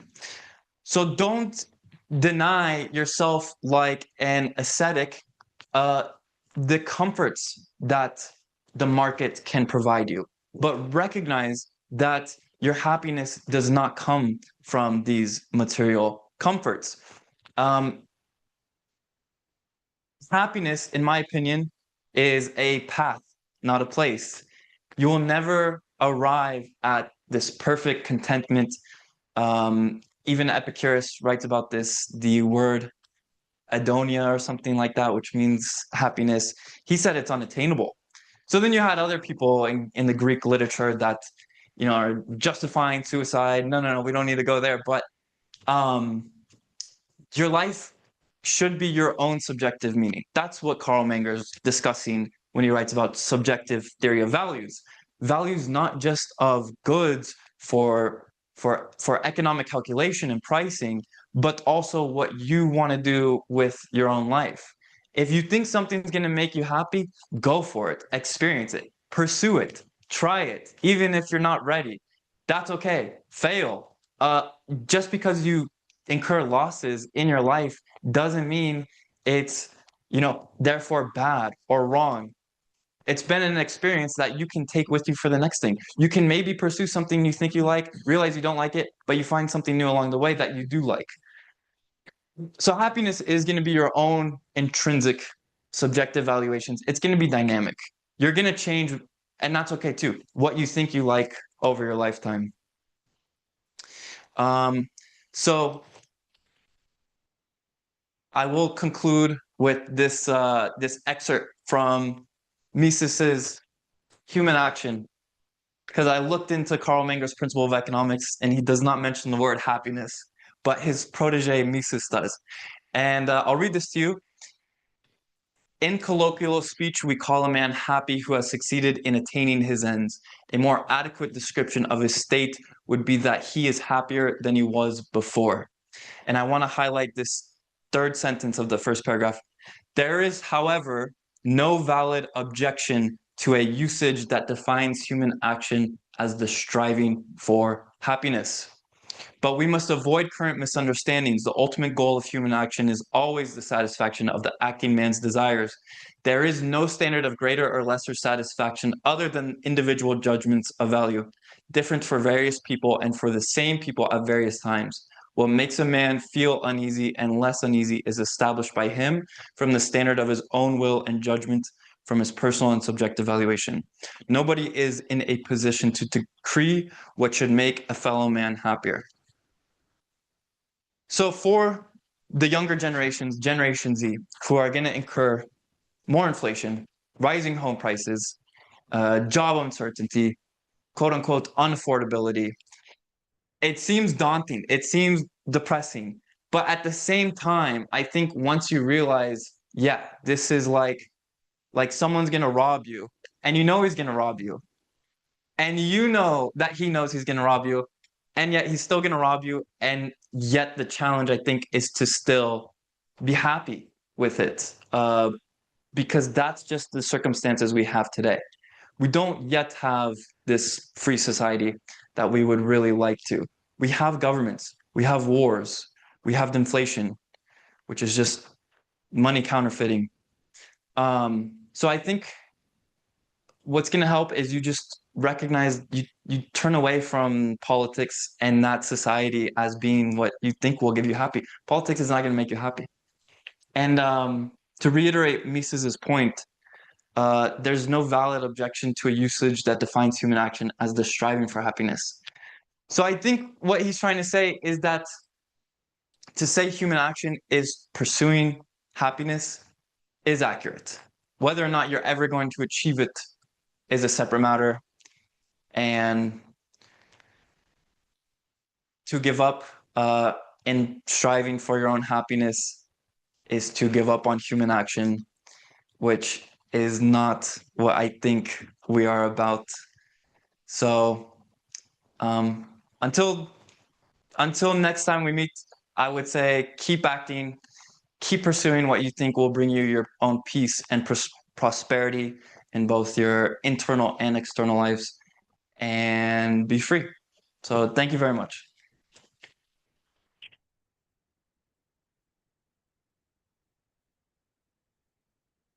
I will send them an email, follow up. Yeah. Okay. If you have any questions too, let me know. But Professor Darn will send you an email to follow up. And yes. So thank you all again for attending our whole academy and lectures and everything. It's been amazing to have you all. And yes, I wish you the very best in your academic and personal and professional life. Thank you, guys.